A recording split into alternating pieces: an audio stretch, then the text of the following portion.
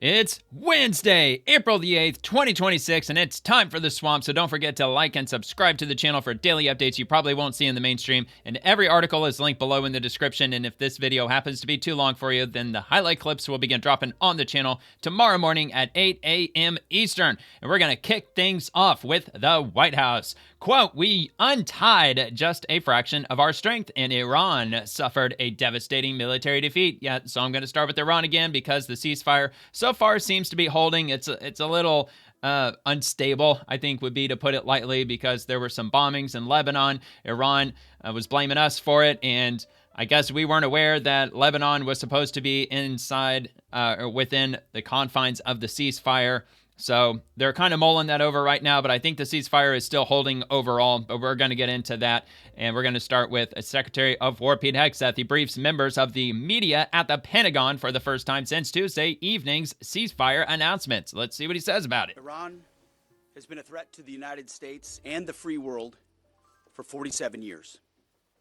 Chance of death to America, targeting our people, killing Americans, lying and blackmailing their way toward a nuclear weapon, so they thought.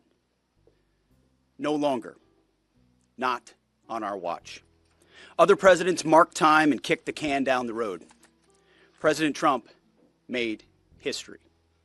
From the strike that took out Qasem Soleimani, to tearing up the disastrous Obama-Iran deal, to the precision campaign that obliterated Iran's nuclear sites in Operation Midnight Hammer, to the decisive military victory we just achieved in Operation Epic Fury.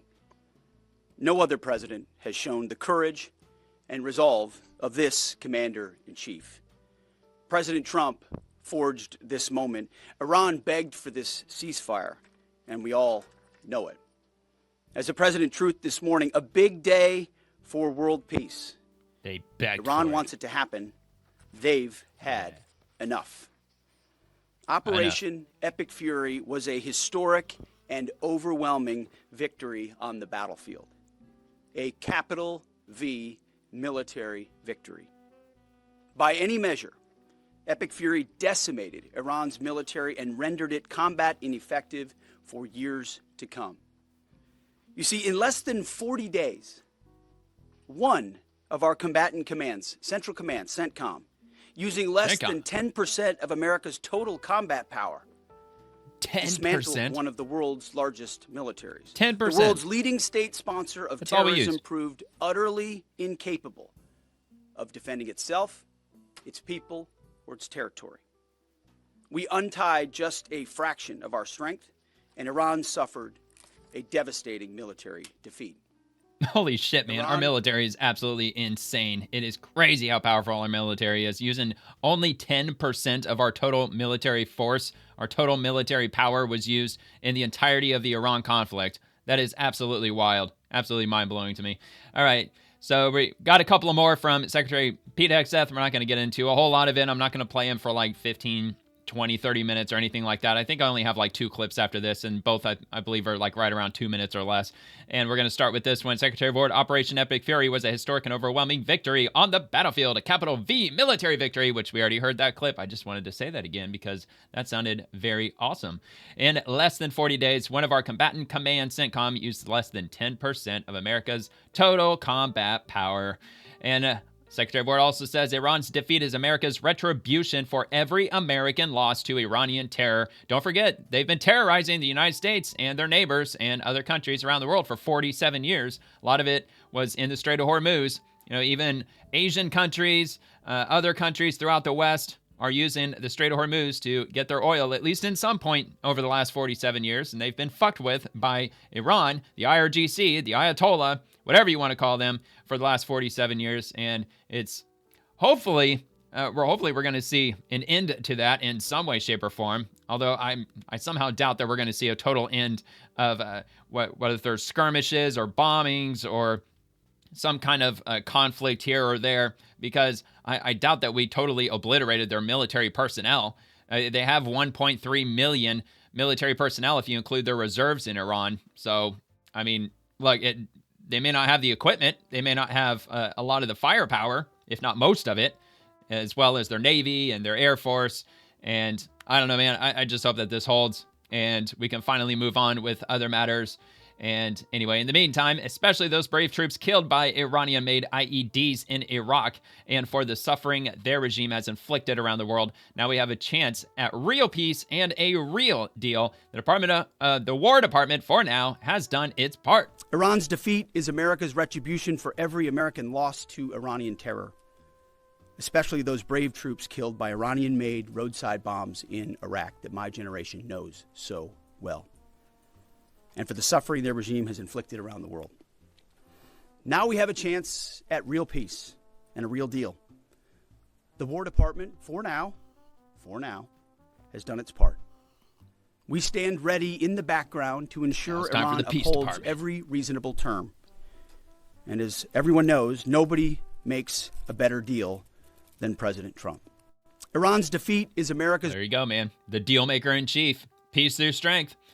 And the new Iranian regime understood that a deal was far better than the fate that awaited them. This new regime looked at what happened to their predecessors. Their top leadership was systematically eliminated. The supreme leader, dead. The Supreme National Security Council Secretary, dead. The Supreme Leader Office Advisor, dead, and so on. I'm assuming he's going to go through all of those in the video, so we might as well not hear it twice. Let's hear from the new Iranian regime Pete Hegseth. Understood that a deal was far better than the fate that awaited them.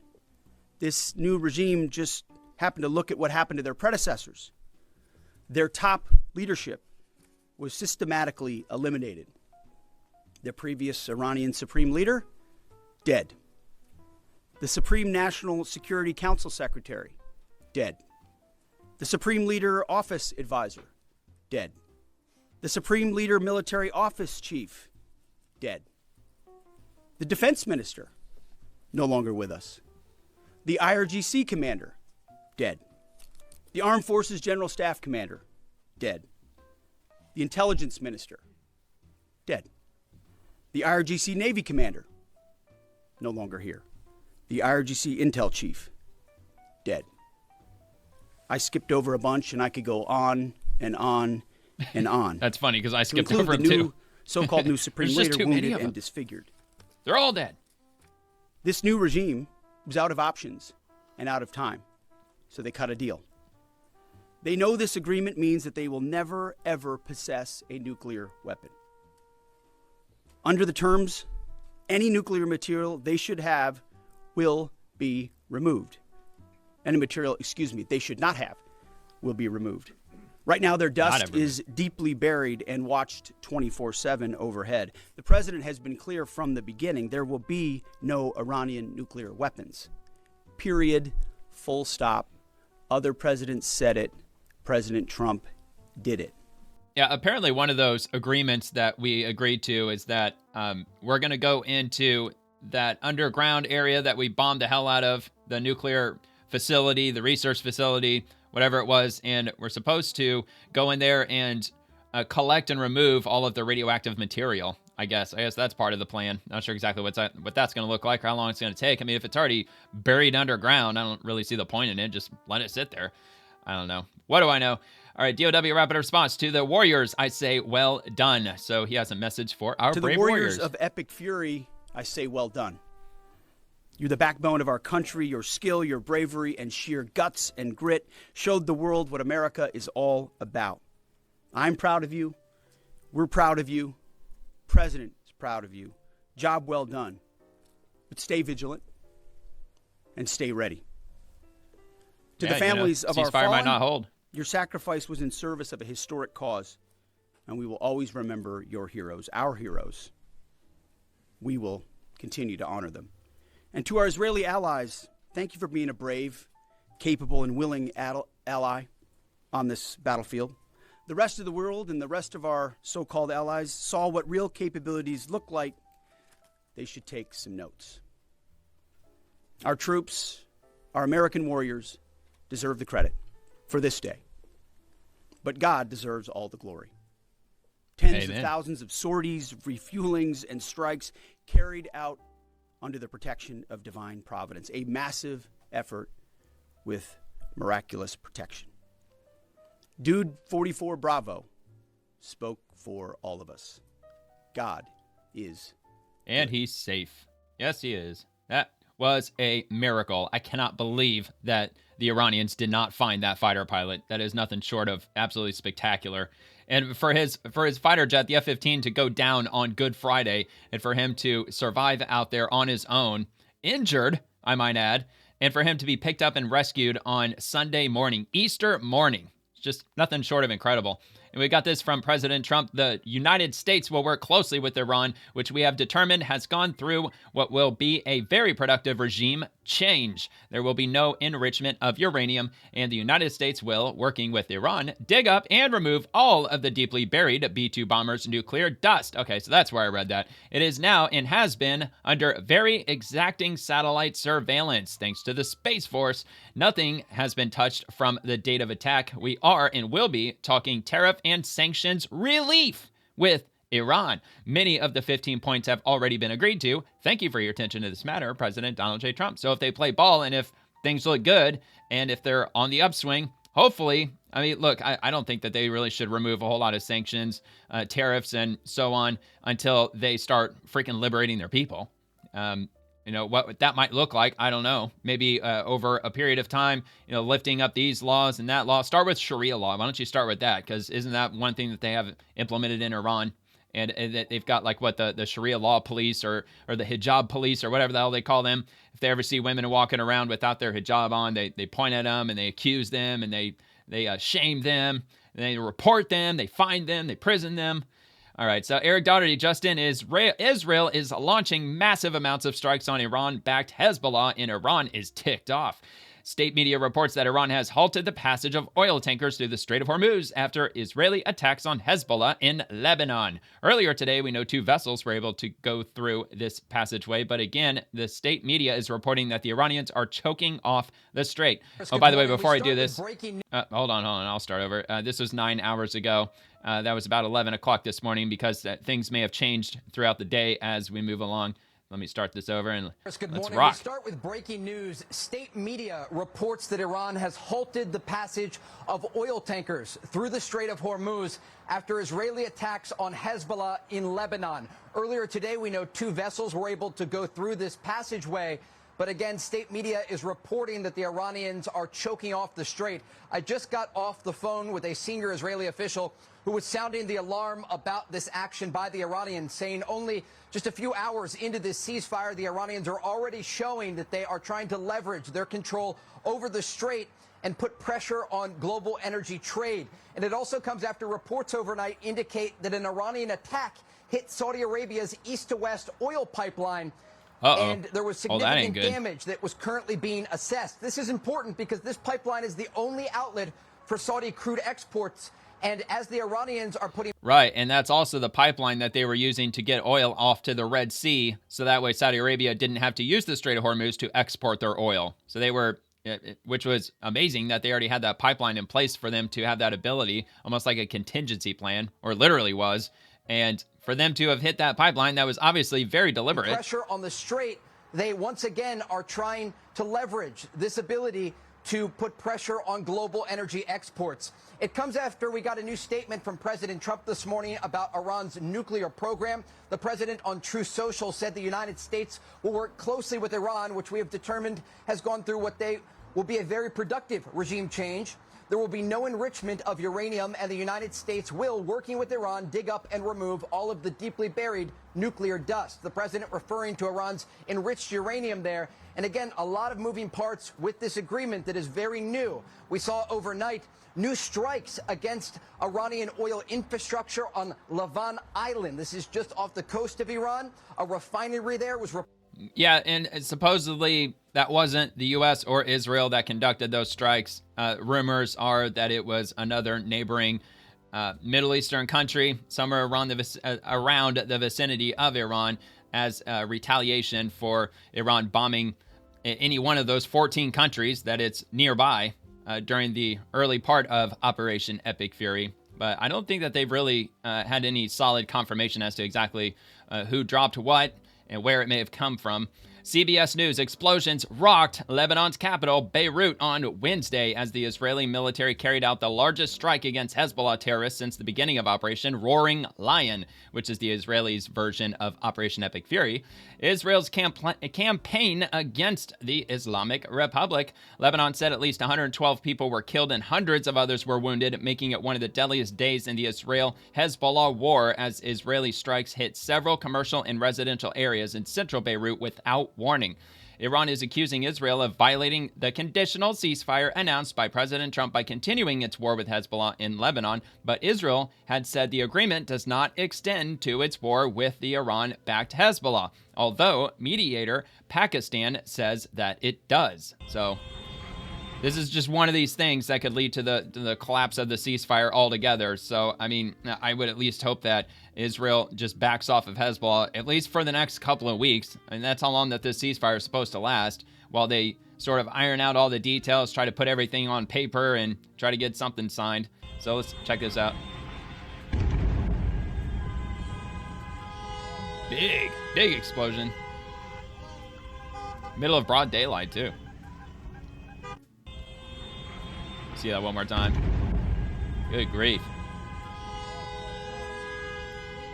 And of course, you got the mainstream news stating that the explosion was in the middle of commercial and in a residential area. And I'm just thinking, well, given where they bombed it, obviously it was where Hezbollah was, whether it's a commercial or a residential area. Apparently that's where Hezbollah was held up because that's what they bombed. That's what they were going after. And we have this from Vice President Vance. The Iranians thought that the ceasefire included Lebanon, and it just didn't. We never made that promise. We never indicated that was going to be the case. I actually think, and there's a lot of bad faith negotiation and a lot of bad faith, propaganda going on. I think this comes from a legitimate misunderstanding. I think the Iranians thought that the ceasefire included Lebanon, and it just didn't. We never made that promise. We never indicated that was going to be the case. What we said is that the ceasefire would be focused on Iran. Last I checked, Lebanon is not in Iran. The ceasefire would be focused on America's allies, both Israel and the Gulf Arab states. That said, the Israelis, as I understand it, again, I'm supposed to get a fuller report when I get on the plane, have actually offered to be, frankly, to check themselves a little bit in Lebanon because they want to make sure that our negotiation is successful. That's not because that is part of the ceasefire. I think that's the Israelis trying to set us up for success, and we'll, of course, see how that unfolds in the next few days. But, look, if Iran wants to let this negotiation fall apart in a conflict where they were getting hammered over Lebanon, which has nothing to do with them and which the United States never once said was part of the ceasefire, that's ultimately their choice. We think that would be dumb, but that's their choice. All right. Well, you heard it from VP Vance, and I've got some more clips on VP Vance here in a minute, but first we're going to get to this first. Breaking reports of strikes on Iran. The U.S. and Israel both deny any involvement. It could be internal or Gulf states responding to the nonstop Iranian aggression after the ceasefire was announced. So this was circulating around today.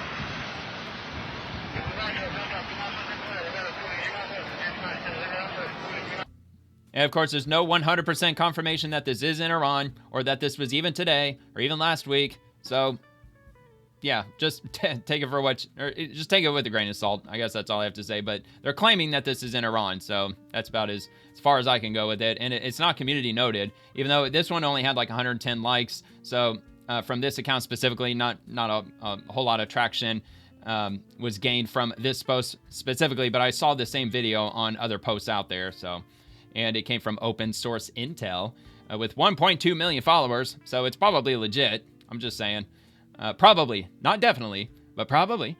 All right, leaked audio reveals the truth. Before striking the railway infrastructure in Iran, Israel directly called the Iranian train station managers. They warned them to evacuate all personnel and stop civilians from boarding the trains. Why? Because the Islamic Republic had maliciously cut the internet to keep citizens in the dark and put them in danger.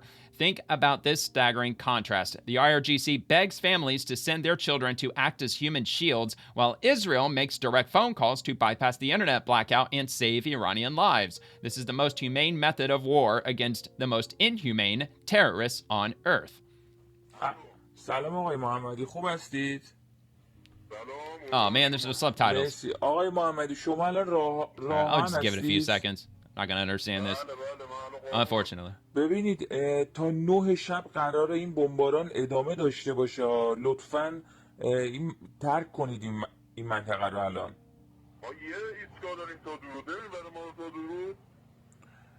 ببینید الان بحث اینه که کشور اسرائیل کلاً گفته که All right, well, I'll just assume that that's an Israeli representative speaking to the Iran officials working the rails, the train system. And I mean, like, look, according to this, that they didn't get the message through to the everyday people of Iran because they were still boarding the trains. But thank God, I don't believe that we hit any of them because the ceasefire happened. Fortunately, Dr. Malouf, Iranian woman in Sweden. Pedo, you can finish the word for yourself. It's right there on screen, is legal in the Islamic Republic of Iran. Little girls are married off to adult men. We are trying to raise awareness, but Western feminists are completely ignoring us. Yes, of course they're completely ignoring you because they're, well, I don't want to say that they're all evil, but a lot of them are evil. And of course, a lot of them are brain dead also. You got to take that into account. Så hade ju inte Khamenei behövt dömas för pedofili eftersom man har legaliserat barnäktenskap med otroligt små flickor. Man plockar bort kvinnornas könsorgan innan. All right, well, fortunately, we got the gist of it in the description. Again, just going to take her at her word, but just in case you can understand what she's saying, I will repost that. There's a direct link to my profile down below in the description. We'll move on to Caroline Leavitt. Oil prices plunge and stocks surge after ceasefire deal. And by the way, Caroline Leavitt, she is the White House press secretary. This is going to be found on NewYorkTimes.com. Probably going to get paywalled. This episode is off to a really bad start, unfortunately. Yeah, see, there it goes. But that's all right. I'll see if I can find it back up real quick. You know, and frankly, it's frustrating that Trump administration officials, that they link articles that are hidden behind a paywall. I don't know why they do that, because this came from the BBC. It's just the copy-paste article. I believe it's the exact same article. Oil prices plunge and shares jump on U.S.-Iran ceasefire plan. Global oil prices have fallen sharply and stock... Oh, crap, I'm going way too much. All right, we don't need to get that close. All right, so let's see. Global oil prices have fallen sharply and stock markets jumped after the U.S. and Iran agreed to a conditional 2-week ceasefire deal that includes the reopening of the key Strait of Hormuz waterway. The global benchmark oil price initially sank 15% to just under $92. It fell back below $100 a barrel before climbing back up slightly, while U.S. traded oil dropped to about $96. However, oil prices remain higher than before the conflict started on the 20th of February. At the time, it was trading at around $70 a barrel. The cost of energy has jumped as oil and gas supplies from the Middle East have been severely disrupted after Iran threatened to attack ships trying to use the strait in retaliation to U.S. and Israeli airstrikes. Stock markets in the U.S. surged higher despite ongoing questions about the strength of the ceasefire deal, following sharp rises in Europe and Asia. So I don't know if they're going to have all of the details, but I did look at the Dow Jones earlier, and I believe it climbed up like 1,300 points. So it was quite a jump for today. The S&P 500 index of the largest firms listed in the United States ended the day up 2.5%, while the Dow and NASDAQ closed 2.8% higher. It's not 2.8% higher than the S&P. It's 2.8% higher than it was yesterday. In London, the FTSE 100 share index closed up 2.5%. In France, the CAC 40 ended the day 4.5% higher, while Germany's DAX had climbed 4.7%. Japan's Nikkei index 225 closed up nearly 5.4%, while South Korea's Kospi jumped more than 6.8%. Hong Kong's Hang Seng ended 3% higher, while the ASX 200 in Australia gained 2.5%. So the entire global financial market saw quite the increase today. In his social media post on Tuesday evening, Trump said, "I agree to suspend the bombing and attack of Iran for a period of 2 weeks, subject to the Islamic Republic of Iran agreeing to the complete, immediate, and safe opening of the Strait of Hormuz." He had set a deadline for 8 p.m. Eastern time on Tuesday, and threatening that a whole civilization will die tonight if no deal was reached. Iranian Foreign Minister Abbas Araghchi said on social media that Tehran will agree to a ceasefire if attacks against Iran are halted, adding that safe passage through the Strait of Hormuz will be possible. Despite his threats, Trump was likely to be wary about letting energy prices skyrocket by escalating the conflict, said Xavier Smith from market research from firm AlphaSense, that could have led to a self-inflicted economic wound that few would risk, especially given the looming pressure of approval ratings on Trump's leadership, said Smith, a research director. Of course, not to mention the midterms coming up some months from now. In recent days, some ships have passed through the Strait of Hormuz, although far fewer than usual. If more oil tankers stranded near the strait pass through the waterway during the ceasefire, it could provide some relief for markets in the coming weeks, said analyst Saul Kavanagh from financial services firm MST Marquee. But already on Wednesday, there were reports that attacks in the region were continuing, which Pakistani Prime Minister Sharif said undermined the spirit of peace process, which we already got through all that with Lebanon. Oil price fell sharply after U.S.-Iran ceasefire news. Brent crude futures. Let's see if I can size that down. Is it further down? Okay, now I completely lost my place, for crying out loud. All right, I'll quit messing around with the sizing. So there's the graph. It's currently at $95 Brent crude futures, and hopefully it'll keep going down, but I have a feeling it might just level off for the next couple of weeks, or maybe it might keep tapering down, especially if more oil tankers continue moving through the Strait of Hormuz. Anyway, continuing, Kavanagh said that while a ceasefire is in place, it is still unlikely that energy production in the Middle East will fully resume until there is confidence of a lasting peace deal. It could also take months for production to restart due to damage done to energy infrastructure in the region. Iran has targeted energy and industrial infrastructure across the oil-rich region in retaliation for U.S.-Israeli strikes. Exxon said on Wednesday that its oil production in the Middle East had dropped 6% in the first 3 months of the year compared with 2025 as a result of the conflict. In Qatar, owners of the Ras Laffan industrial hub, which produces about a fifth of the world's liquefied natural gas, have warned that attacks have reduced the country's export capacity by 17% and that it will take up to 5 years to repair the damage. So it sounds like liquefied natural gas going to be a little bit more expensive than usual for at least the next half decade, unless every other country that produces liquefied natural gas kind of catches up to the demand. Maybe you might see kind of a leveling off as to where it was before. Maybe not. All told, it could take years to fix the damage. It costs more than $25 billion, according to research firm Rystad Energy. Very quick guide, Strait of Hormuz. Okay, we don't really need to go through that. Asia had been hit particularly hard by the economic fallout of the Iran war, as many countries are heavily reliant on energy from the Gulf.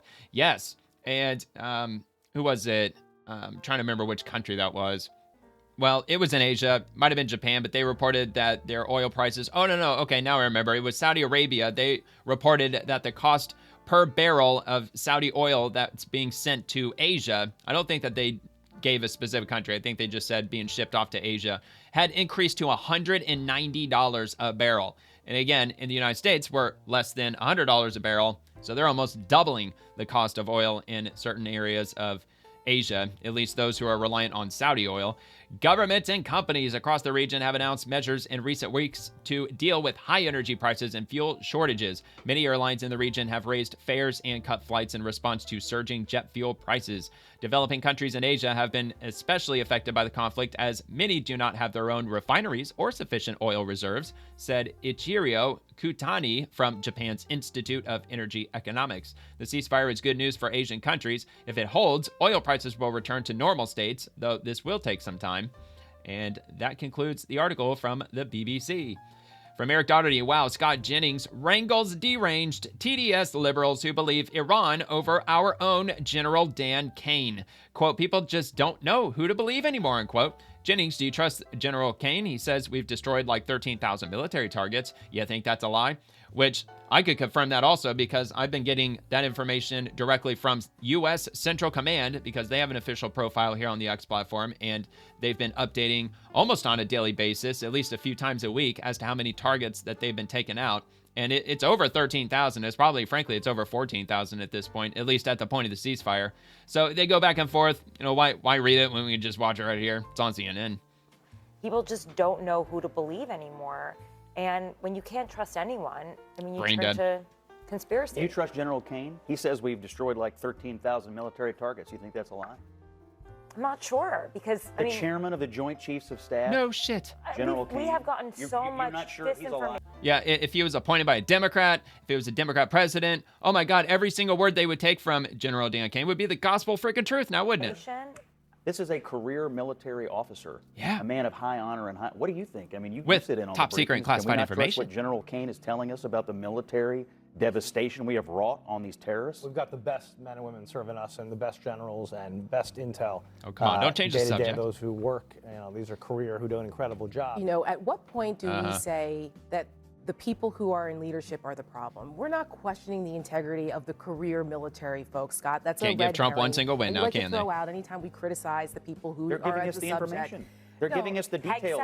We're talking about At 8 o'clock in the This morning, question was General not about Kane will General stand there next to Hegseth and give us information. And you he either did. believe General Kane or you don't. Well, yeah, he did. I didn't come across the entire video. Usually I do, but I just didn't happen to see it today, so I didn't include it in this video. But yeah, General Kane did speak with Pete Hegseth. They were side by side, even though you didn't see him when Pete Hegseth was speaking at the beginning of this video. But they did both speak on the ceasefire, and they gave some details as to what happens from here.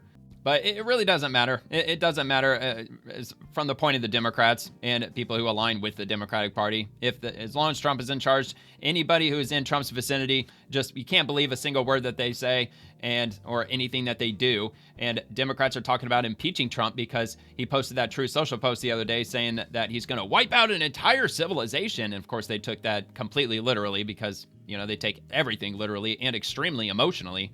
So, now that the ceasefire is in place, if we don't drop one single bomb over Iran from here on out, there's not really anything to impeach over because, nothing was carried out. And obviously, he wasn't going to wipe out the entire civilization of Iran. I think it was, honestly, in my opinion, it was kind of a poor choice of words. I wouldn't have put it that way. Maybe completely wipe out the entire regime, maybe replace civilization with regime, but he didn't. He went with it that way. But we're going to get to that in a minute because there was a reporter that asked him if he regretted doing that or saying that on his Truth Social post. And you might be surprised, or you probably won't be surprised. Actually, if you're reading here at the very, very bottom of the screen, I got it right here next. So let's just get straight to it. President Trump hung up on PBS reporter after she asked him, "Do you regret your Truth Social post about wiping out a civilization?"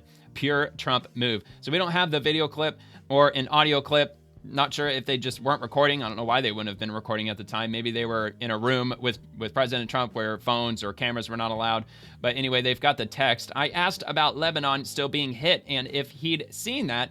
And, quote, yeah, they were not included in the deal, end quote. I asked why not and if they should have been. And the president says because of Hezbollah, they were not included in the deal. That'll get taken care of too. It's all right, end quote. I asked, are you okay with the Israelis continuing to hit them? President said, it's part of the deal. Everyone knows that. That's a separate skirmish, okay? You gotta talk faster. And then she said, or he or she, I'm assuming she, but I tried to ask if he regretted that Truth Social post about wiping out a civilization and noted that there was a huge pushback to that statement from Democrats. Yeah, they're calling for full-on impeachment. And then he hung up. He hung up on me. Yeah, because of course he did. I like to think that he was on a corded phone so she can actually hear him slamming the phone down. Maybe not. Look, they've got a picture of him on his smartphone. But anyway, yeah, I would be surprised if there was probably an app out there on the App Store where you can download an app and have it just plugged into your phone as you're making calls. And when you hang up, it makes like a loud slam, hang up the phone sound. All right, so PBS, supposedly that's where that came from. And Rapid Response 47, then you aren't paying attention. And let's see what they're referring to. They replied to Lisa Desjardins. Iran GOP silence, a striking lack of statements about Iran from elected Republicans in the past day. That despite a dramatic last 24 hours and global stare down with the U.S. at war in the Middle East, threatening to wipe out a civilization, and then standing down over a still hazy ceasefire deal from the House Foreign Affairs chairman. No direct comments. This post about baby eagles, of course, may be a nod of support, but otherwise Republicans are posting about everything else today. Immigration, National Beer Day, Senator Johnson's birthday. I could go on. I am pro-beer and pro-birthdays, of course, but can't help but notice the topic not raised here. Of course, he's not going to mention the fact that Democrats probably weren't talking about it at all. All they were talking about is impeaching Trump because he said the civilization word, and he said the wipe out phrase with the civilization word. So they, of course, posted a whole bunch of posts. These are all, of course, from Republicans. And I've got this zoomed in quite a bit, or a little bit at least, because on the X platform, I can't zoom in on the images. But I'm not going to go through all of these. I just want to point out some of the individuals that did comment. Rep. Burgess Owens, Rep. Bill Huizenga, Senator Mike Lee, Congressman Michael Baumgardner, Congressman William Timmons, Rep. Brett Guthrie, Morgan Griffith, Kevin Kramer, Senator Kevin Kramer, Rep. Nancy Mace, Congressman Abe Hamida, Senator Rick Scott, and Rep. Anna Paulina Luna, Zach Nunn, Ryan Zinke, Corey Mills, Lindsey Graham. Of course, Lindsey Graham's going to chime in on this. You know, he's all about war, isn't he? But anyway, this is a very positive step toward a lasting peace. Iran has been allowed to inflict terror on the world for too long. I'm grateful for a president that doesn't play games and has finally taken decisive steps to end that reign of terror. Let's see, Rick Scott, excellent news. This is a strong first step toward holding Iran accountable and what happens when you have a leader who puts peace through strength over chaos and weak appeasement policies. And let's see, my rep, I just spoke with the president and would like to publicly congratulate him on this. Some of my not so smart Democrat colleagues will soon be forced to issue public statements of support when they understand the terms of what the agreement is. Although I don't even have any faith that they're even going to understand what the hell the terms of agreement even mean. I'm not even sure if they even have any measurable IQ anymore. To be clear, President Trump has been consistent and precise in his messaging from the beginning. Only weeks ago, Iran was viewed as an existential threat to the U.S. and most of Europe. NATO exposed who they really are. Many people got exposed. Those who try to use this to sow division or just straight up lie have also outed themselves. To be clear, from the beginning, this was about saving American lives. President Trump has truly accomplished something that no other president could have pulled off. Peace will ultimately prevail. And I'll just leave it there. But they shared quite a lot. So basically proving them absolutely and completely wrong. Republicans were talking about the ceasefire deal. Now, where are all the Democrats' posts talking about the ceasefire deal, whether if it's a good thing or a bad thing? Maybe they didn't post because they couldn't find a way to spin it into something that's horrifically bad. Maybe that's why they weren't talking about it. Instead, they were just talking impeach Trump, which is probably all they're going to be talking about for God knows how long.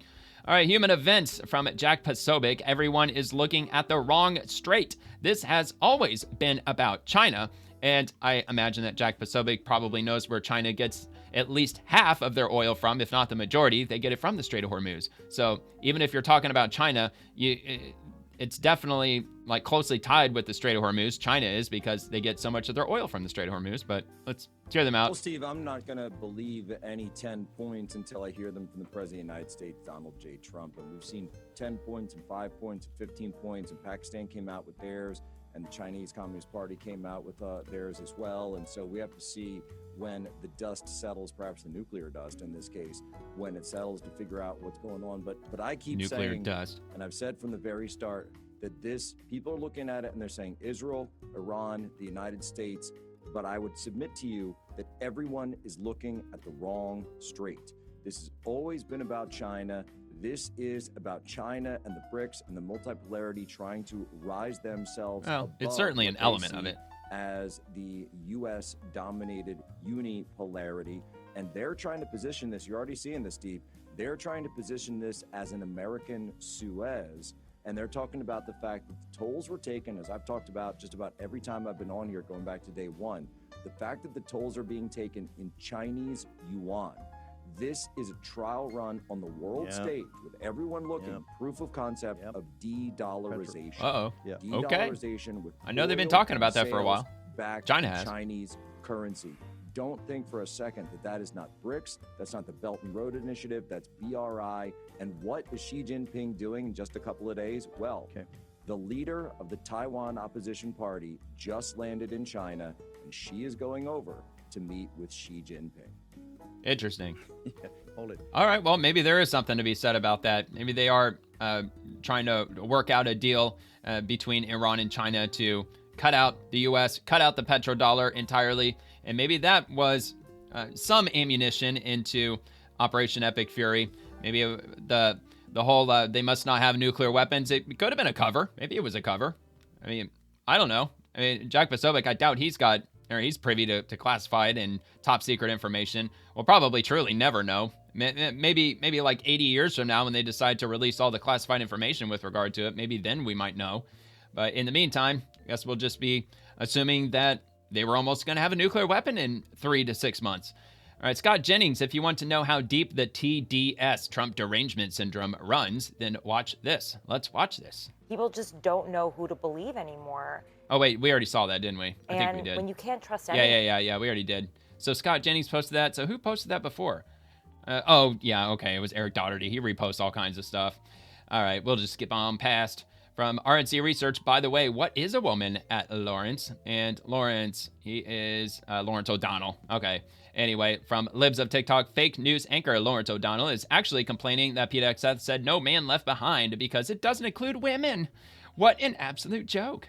To have a listen and watch on MS Now. By the Secretary of Defense and by General Dan Kane, the chairman of the Joint Chiefs of Staff, as a long-standing American military rule of never leaving anyone behind. We leave no man behind. That is, of course, the old version of the idea back when only men flew American military planes. General Dan Kane, the chairman of the Joint Chiefs of Staff. Now I know why nobody watches this crap. Getting hung up on the dumbest shit. We leave no one behind. The general knows, unlike Pete Hegseth, that could have been a woman they were trying to rescue, and it might be a woman the next time. That brilliant rescue was... Oh my God, dude. They're just absolutely just despicable. Absolutely. But who knows? Maybe he had no idea what he was reading. Maybe he's just like Ron Burgundy and he literally just reads every single word, every single punctuation that's on the teleprompter. I somehow doubt it, though. Okay. Military Times. The proposed surge in defense spending includes a 5 to 7% pay raise for military personnel. This will be on militarytimes.com. Trump's budget proposes a massive defense spending with 10% cut to other programs.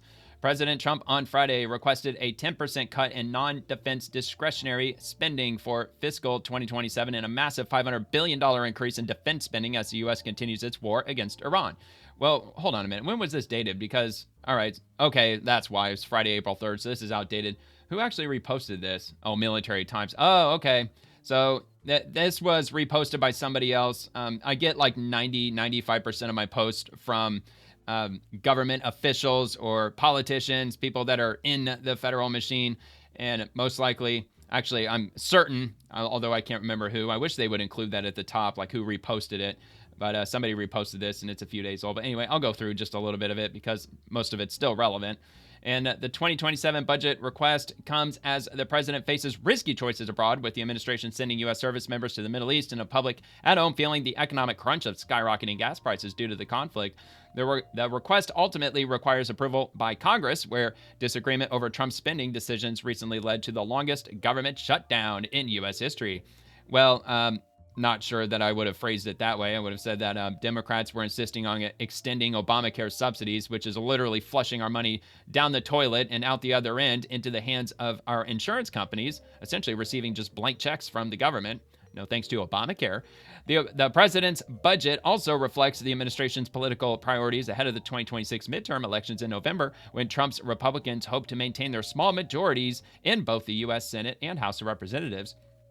The huge proposed surge in defense spending to $1.5 trillion, up from about $1 trillion in 2026, includes a 5 to 7% pay raise for military personnel at a time when thousands of service members are actively deployed.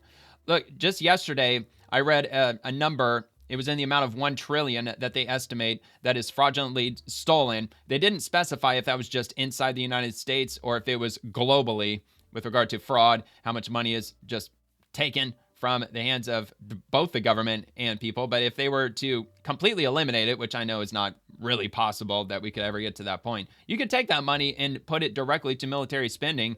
And I guess essentially in a roundabout way, because then we'd be able to cut $1 trillion worth of spending. One way or another, having an extra $1 trillion, just chalk it up to the national deficit. I mean, it would pay for itself, or it would completely pay itself off in 4 decades, still take 40 years to do it.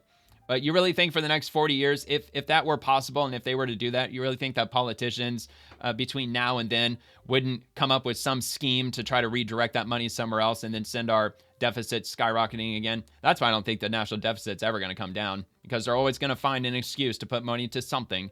Even though, like, look, just the other day they reported that our federal government personnel, the human size of our federal government is now at its lowest level since the early 1960s. But yet we're still spending higher than we ever have before. Doesn't really seem to make a lot of sense, but that's what they're doing. Anyway, the defense request will please defense hawks on Capitol Hill, but also highlights how Trump is trying to pay for his doubling down on military pursuits, even after Republicans boosted defense spending last year in party line legislation. The Pentagon already requested $200 billion in extra funding to pay for the Iran war, but the White House has not yet officially made that request to Congress, where it is also likely to face scrutiny from lawmakers in both parties. Other specific funding increases proposed by Trump include his controversial Golden Dome missile defense shield, money to build up critical mineral supplies for the defense industry, and $65.8 billion to build 34 new combat and support ships.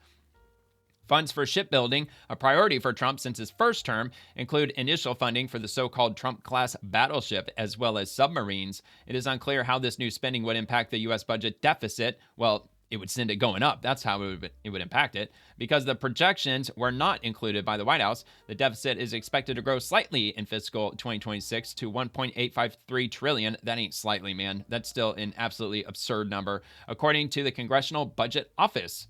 So what is that? $1,853 billion. Insane. Or let me see if I can get this right. $1,853,000 million. Absolutely crazy. So that would essentially $1.853 trillion would be able to fund the construction of 1.8 million homes. Ridiculous. Lawmakers on Capitol Hill often treat White House budget requests as suggestive, as appropriators try to negotiate behind the scenes to maintain their own legislative priorities. But Trump's latest budget will likely add to the ongoing tension with congressional Democrats over funding federal programs as they see as important and plan to campaign to protect as the president seeks to cut federal programs. Savings are achieved by reducing or eliminating woke, weaponized, and wasteful programs, and by returning state and local responsibilities to their respective governments, the White House said in a budget fact sheet. All right, so that'll do it for militarytimes.com. And the Department of State, President Trump and Secretary Rubio will not tolerate the wrongful detention or kidnapping of Americans. The Trump administration will continue to use every tool to bring our people home and hold accountable those responsible. Secretary of State Marco Rubio announced the release of Shelley Kittleson late last night, saying the U.S. is now in the process of supporting her safe departure from Iraq. Kittleson is a Wisconsin native who last Tuesday was seen on surveillance video being forced into a car by two men at a busy intersection in Baghdad and then held by foreign terrorist organization Kataib Hezbollah. Kittleson is an independent reporter who for many years has been covering the Middle East, Baghdad in particular. And according to what friends told the Associated Press, she was initially denied entry into the country early last month due to kidnapping threats. On Kittleson's release, Secretary Rubio stated in part, this resolution reflects the Trump administration's steadfast commitment to the safety and security of American citizens, no matter where they are in the world. Under President Trump, the wrongful detention or kidnapping of U.S. nationals will not be tolerated. All right, well, that's good that they were able to get her released, and she's on her way back home, thank God. All right, so we're going to get to some of Vice President Vance's comments when he was speaking to the media last night. The United States, or actually this could have been, oh yeah, okay, it was 9:37 p.m. All right, so I think it was technically last night, although that could have been Budapest time, and yeah, so whatever. The United States has certain demands and certain things that we want. The more they're willing to give us, I think the more they're going to get out of this negotiation. Frankly, the president has all the cards here. This is one of the things that's going to be one of the main subjects of negotiation is that we want Iran to not be able to make a nuclear weapon. We want the nuclear fuel, which is something the president has made very clear. And there, again, the way to think about this is the United States has certain demands and certain things that we want.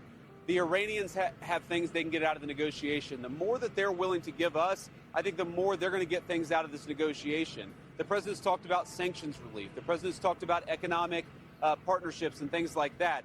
That's not going to happen unless the Iranians make a firm commitment to stop anything close to the development of a nuclear weapon. And frankly, the president has all the cards here. We've got a lot of leverage. We've got a lot of things that we can do. But right now, I think that we're in a good spot. Well, yeah, I mean, for instance, we were using less than 10% of our entire military when we were going after Iran. So, yeah, I'd say that he's got a lot at his disposal.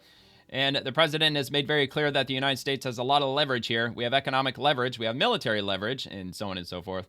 The leadership is really to blame for the condition of the country in Iran. The president of the United States has made very clear that the United States has a lot of leverage here. We have economic leverage. We've got military leverage. What he's trying to do is make sure the American people are safe and strike a deal that's good for the American people. I encourage the Iranians to come to the table seriously.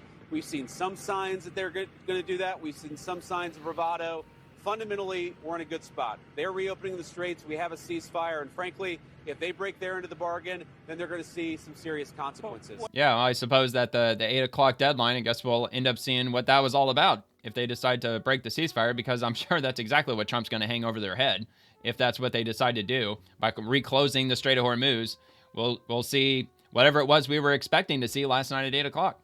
Quote, we are seeing signs that the straits are starting to reopen. The deal is a ceasefire and negotiation. That's what we give, and that's what they get the straits. We've already seen an increase in traffic today. Hopefully we'll see an increase in traffic tomorrow. We actually think that we are seeing signs that the straits is starting to reopen. I think you guys have probably seen oil prices have come down, so I think the oil markets, the gas markets are seeing the same thing. But the president's been very, very clear. The deal is a ceasefire, a negotiation. That's what we give. And what they give is the straits are going to be reopened. If we don't see that happening, the president is not going to abide by our terms if the Iranians are not abiding by their terms. Yeah, and then it'll be game on. And then God knows what happens. I've seen various organizations like the New York Times, CNN, and others and pick up and run the original 10-point proposal based on little more than a random Yahoo in Iran submitting it to public access television in the country of Iran. I think it's very important for the American media to be honest with the American people good luck on this with that particular issue, because it affects not just, the normal issues of public policy. It actually affects peace and war. And here's what I mean. So in the past couple of days, I've seen a lot of reporting from the American media about the 10-point proposal that the Iranians have made. Now, as I know, because I've been involved in this, there are 3 different 10-point proposals at least that I've seen floating around. The first 10-point proposal was something that was submitted, and we think, frankly, was probably written by ChatGPT, that was submitted to Steve Witkoff and Jared Kushner. That immediately went in the garbage and was rejected. There was a second 10-point proposal that was much more reasonable, that was based on some back and forth between us, between the Pakistanis and Iranians. That is the 10-point proposal that the president was referencing in his truth yesterday. And then, frankly, I've seen a third 10-point proposal that's even more maximalist than the first 10-point proposal that's been floating around various social media channels. Now, here's what's interesting about all this, is that I've seen various organs, the New York Times, CNN, others, pick up and run the original 10-point proposal based on little more than a random Yahoo in Iran submitting it to public access television in the country of Iran, and then them saying that somehow represents the negotiating position of the government. It's the equivalent of somebody in, let's say, a Democratic councilman in Boise, Idaho, saying something crazy, the local public access TV picking up that crazy statement, and then the New York Times running that as the position of the President of the United States. It doesn't make an ounce of sense. It's like playing a game of telephone, too. Iran is that you have clearly the position of the government, which is to negotiate with the United States of America. You have the position of the President of the United States, which is to send the negotiators to Pakistan and engage in this good faith negotiation. And then, yes, you have some crazy people at the fringes of the Iranian who are leaking anonymously, either for propaganda purposes or because they're embarrassed or because they don't like what happened. And the final point, when I say they don't like what happened, what we know is that the United States accomplished its military objectives. What we know is the United States could have imposed significant additional military and economic costs on Iran and still has the capacity to do so. But we thankfully, at this point, I think, have a ceasefire, thanks to the leadership of the President of the United States. The Iranians promising to open the Straits of Hormuz, and we have a negotiation that's supposed to start this weekend. That's the truth. I think it's a good first step. We're going to see if we can make more progress here in the days to come. Or maybe they're just lining up their chess pieces again and they're going to surprise attack us in some way or another. That everything's all fine. They're all just smiles and waves. Oh yeah, everything's great. It's all open. You know, you're happy. We're happy. Everybody's happy. And then all of a sudden just hellfire rains from Iran to who knows where, probably freaking everywhere. I mean, let's just hope that doesn't happen. I mean, according to the Trump administration, they already erased pretty much all of their offensive capabilities, all of their missile sites and everything. Although it does seem like that a missile here and a missile there just continues to go off, like the F-15, for instance. You know, that happened. All right, this is a victory for the United States of America that the president and our incredible military made happen, says the press secretary on the 2-week ceasefire. President Trump started Operation Epic Fury with strategic military objectives, and the United States has clearly achieved them. And this was earlier today. With respect to the 2-week ceasefire announced by President Trump last night, this is a victory for the United States of America that the president and our incredible military made happen. From the very beginning of Operation Epic Fury, President Trump stated this would be a 4 to 6 week military operation to dismantle the military threat posed by the radical Islamic Iranian regime. Thanks to the unbelievable capabilities of America's war fighters, the United States has achieved and exceeded those core military objectives in just 38 days. The U.S. military destroyed Iran's defense industrial base, crushing the regime's ability to manufacture weapons that they and their proxies use to maim and kill Americans and terrorize the world. Iran's ability to build and stockpile ballistic missiles and long-range drones has also been set back by years compared to where it was 6 weeks ago prior to the launch of Operation Epic Fury. We destroyed the vast majority of Iran's ballistic missiles, launcher vehicles, and long-range attack drones through more than 450 strikes on ballistic missiles and approximately 800 strikes on Iran's drone launching units and storage facilities. In total, more than 13,000 targets across Iran were struck. Again, this still is over in a matter 13. of just 38 days. Meanwhile, the Iranian Navy was completely annihilated.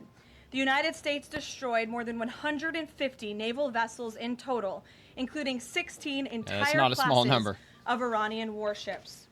Despite once being the largest undersea force in the Middle East, Iran now has 0 submarine vessels. 0. 97% of Iran's once massive inventory of more than 5,000 naval mines has also been targeted and destroyed. Iran's air forces are functionally and operationally irrelevant at this point, after the United States maintained total air dominance over their country for weeks on end. To underscore the significance of this, before Operation Epic Fury, the Iranian Air Force would fly between 30 to 100 flights per day. Today, that number is 0. Iran's ability to fund and support its terrorist proxies has been greatly reduced.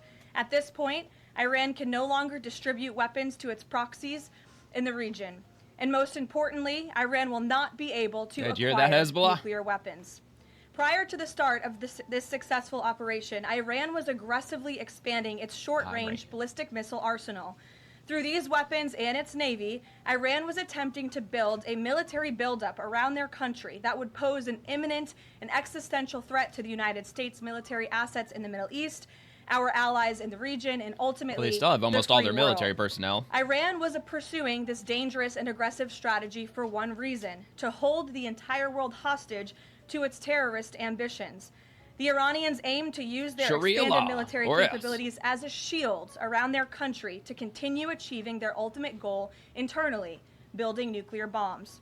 But their murderous and evil plans have been blown up, quite literally and figuratively, along with their military, their nuclear program, and most of their senior leadership, including the former Supreme Leader Ayatollah Ali Khamenei. Their command and control structures were also massively disrupted after being struck more than 2,000 times. Many of their remaining leaders are paralyzed in fear and no longer enjoy the freedom to move around their country freely and meet openly. Thanks to the unmatched excellence of our warriors at the direction of the Commander-in-Chief, the world has just witnessed a historically swift and successful military triumph. President Trump started Operation Epic Fury with strategic military objectives, and the United States has clearly achieved them. Yeah, and I never understood that about the far leftists, the progressives, where they're cheering on the Iranian regime and how they want them to win over the United States and retain control and eventually, I suppose, spread their ideology worldwide. I don't know why that the far left would want to enjoy life under Sharia law, if they even know what the hell that even is, what it even means. I mean, that would be quite comical in a very tragic way if that were the future, if that's exactly what they're hoping for. It'd be quite ironic. All right, Fox News, Justin Caroline Leavitt says Iran's initial 10-point plan was fundamentally unserious, unacceptable, and completely discarded. So we'll see where this goes. I don't think it's a repeat. The Iranians originally put forward a 10-point plan that was fundamentally unserious, unacceptable, and completely discarded. It was literally thrown in the garbage by President Trump and his negotiating team. With it. Many outlets in this room have falsely reported on that plan as being acceptable to the United States, and that is false. With the president's deadline fast approaching and the United States military completely decimating Iran with each passing hour, the regime acknowledged reality to the negotiating team. They put forward a more reasonable and entirely different and condensed plan to the president and his team. Well, let's see it, man. Have President they Trump released and it the yet? team determined the new modified plan was a workable basis on which to negotiate and to align it with our own 15-point proposal. The president's red lines, namely the end of Iranian enrichment in Iran, have not changed. And the idea that President Trump would ever accept an Iranian wish list as a deal is completely absurd. The president will only make a deal that serves in the best interests of the United States of America. And he as a negotiating team will focus on this effort over the next 2 weeks. I mean, dude, look at that Dow Jones number down there, man. That's a big number, almost 1,200. You see that, Democrats? It's not doing all that bad. It's climbing back up to where it was. All right, so I'm going to take a look and see if they released that 10-point plan. I haven't seen anybody post it, so not 100% sure. So yeah, just as I suspected, the full list is not officially public in one verified document, and the White House has noted differences between Iran's published version and the version under discussion. Okay, so maybe that's why they're not releasing it yet, because it hasn't been completely and officially signed off yet. That's what the whole 2-week ceasefire is all about, because they want to finalize this whole 10-point plan. But according to the Iran state media, it's including these points: binding non-aggression guarantee. The U.S. and allies commit not to attack Iran again. I'm sure that they want that to be forever, period. No ifs, ands, or buts. I highly doubt that the U.S. is going to agree to that, because what if they break this part of the agreement or that part of the agreement or what have you? But again, they're working on it. Continued Iranian control over the Strait of Hormuz with coordinated regulated passage. I also highly doubt that's going to happen. Acceptance of Iran's uranium enrichment program. Again, not happening. Lifting of all primary U.S. sanctions on Iran. Yeah, see, this sounds like this was the initial plan that Trump wiped his ass with and threw it in the trash. Lifting all of secondary sanctions. Lifting of all primary U.S. Okay, I already read that. Termination of all relevant UN Security Council resolutions against Iran. Termination of all IAEA Board of Governors resolutions against Iran. Payment of compensation, reparations to Iran for war damages. Withdrawal of U.S. combat forces from the Middle East region. Of course, I'm sure that would include outside of Iran. Release of frozen Iranian assets, and an end to attacks on Iran and its regional allies and proxies. Yeah, this has to be the initial list that President Trump or the whole Trump administration wouldn't give a second's glance, let alone an additional second's worth of their time of day. So that didn't really help out much, but we'll get it. If they end up signing off on it, obviously they're going to release it to the public, but in the meantime, I guess we'll just have to wait. Peace through strength. Operation Epic Fury crushes Iranian threat as a ceasefire takes hold, from the whitehouse.gov. As soon as I can get it open. And President Trump laid out clear objectives in Operation Epic Fury, and in just 38 days, the greatest fighting force the world has ever known has met those objectives with overwhelming strength and lethal precision. I'm not going to go through all of it, because I'm sure the White House press secretary already detailed everything in the 5-6 minutes that we already saw. But there's a statement from Secretary War Pete Hegseth, which we watched at the very beginning of the video. Chairman of the Joint Chiefs of Staff, General Dan Kane. I will read this because I didn't come across Dan Kane's statement. So he says, on February 28th, the President of the United States ordered the Joint Come on, White House.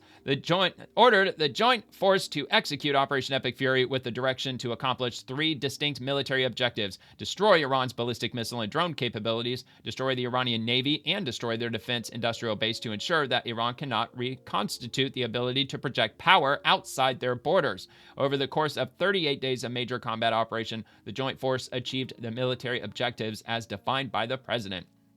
Then, of course, White House Press Secretary Caroline Leavitt, showcase of American military superiority. Iran's ballistic missile arsenal and production capacity has been raised. More than 85% of the regime's defense industrial base, including the majority of its ballistic missiles, launcher vehicles, and long-range attack drones, have been destroyed, eliminating its ability to project power and use these capabilities as a shield around their ultimate pursuit of nuclear weapons.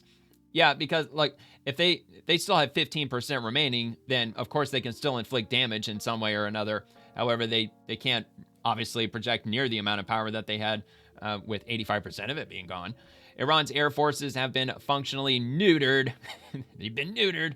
Before Operation Epic Fury, the Iranian Air Force would fly between 30 to 100 flights each day. Okay, we heard that. Iranian's Navy's been obliterated. We saw that. Can no longer arm terrorist proxies. The majority of the regime's offensive weapons are destroyed, and the regime can no longer manufacture new terror weapons like ballistic missiles and long-range drones. Iran's once vaunted space program has been devastated. 70% of its launch facilities and ground control stations have been destroyed or degraded, preventing the regime from using space for military purposes.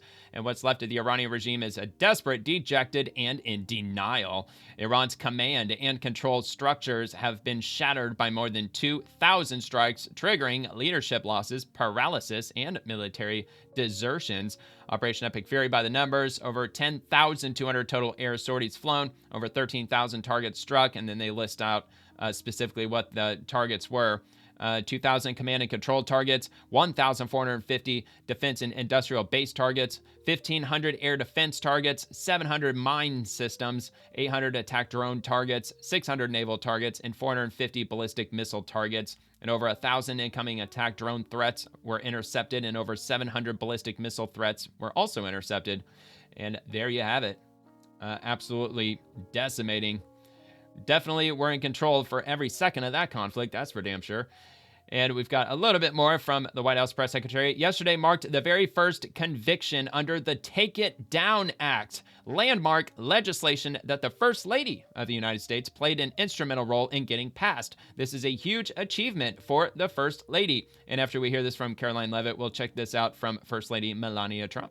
I have a quick update from the First Lady of the United States. Yesterday marked the very first conviction under the Take It Down Act, landmark legislation that First Lady Melania Trump played an instrumental role in getting passed, that protects victims from non-consensual AI-generated sexually explicit images, cyber stalking, and threats of violence. This is a huge achievement for the First Lady, and I know the President is very proud of his wife's efforts in getting this critical legislation passed to protect America's youth. So we thank the First Lady for her efforts, and we hope that others will report on this historic conviction yesterday.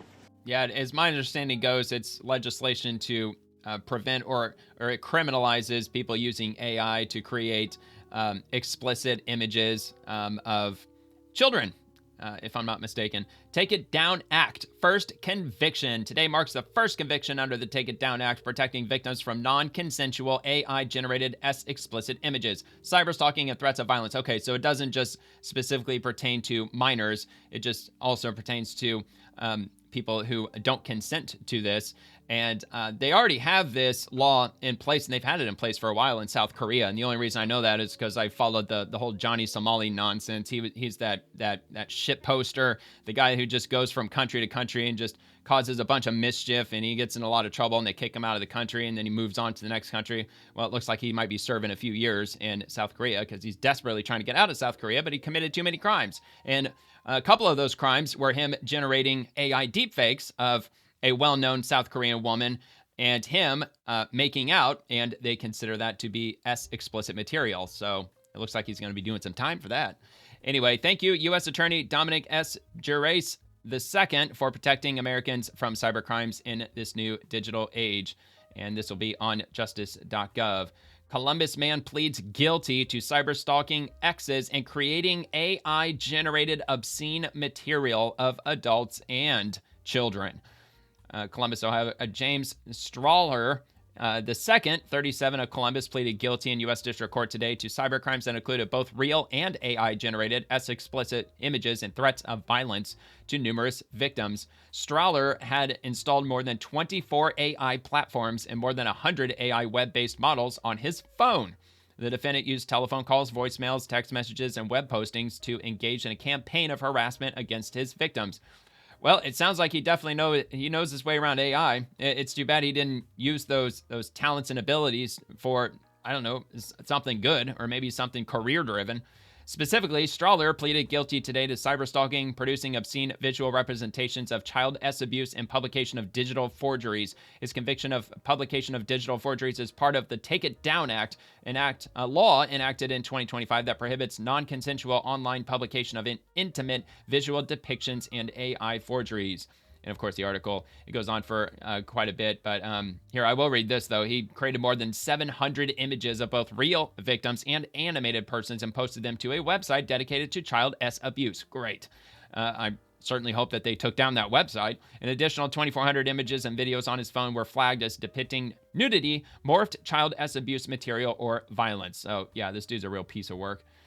And that'll be linked if you want to get into the nitty-gritty on that article. And we've got this from Caroline Leavitt. First Lady Melania Trump hails first conviction under new law banning AI-generated child abuse images. That's going to be on the New York Post. We already got through it. Even though this is a separate source, if you want to go through that, then that will be available too, down below in the description. Department of State, the press secretary, anyone who is here fundamentally is subject to our nation's immigration laws and will be removed from the country. This continues to be a top priority for the State Department, working in conjunction with the Department of Homeland Security. Does the Trump administration plan to deport more relatives or people in the families of Iranian officials that are in the U.S.? Certainly, anyone who is here fraudulently. I understand one of the individuals who their visa was revoked by Secretary Rubio and they were deported by ICE. They had a fraudulent asylum claim. That's against the laws of the United States. So anyone who is here illegally or fraudulently is subject to our nation's immigration laws and will be removed from our country. And I know this continues to be a top priority for the State Department, working in conjunction with the Department of Homeland Security. Yeah, they're talking about, I believe they were the daughters of Soleimani, the dude that Trump had killed, I think in his first administration, the guy that died like a dog. And so, yeah, they were living here. Not only were they living here, not only were they thriving here, they were living the lavish luxury lifestyle. And they are now in ICE custody. Hilarious. And they're on their way back to Iran. FBI Cyber Division. Today, the FBI and the Justice Department announced Operation Masquerade, a court-authorized technical disruption of Russian GRU infrastructure used to steal government, military, and critical infrastructure information. Since at least 2024, a cyber unit within Russian military intelligence, tracked as APT-28, Fancy Bear, and Forest Blizzard, has conducted a DNS hijacking campaign worldwide.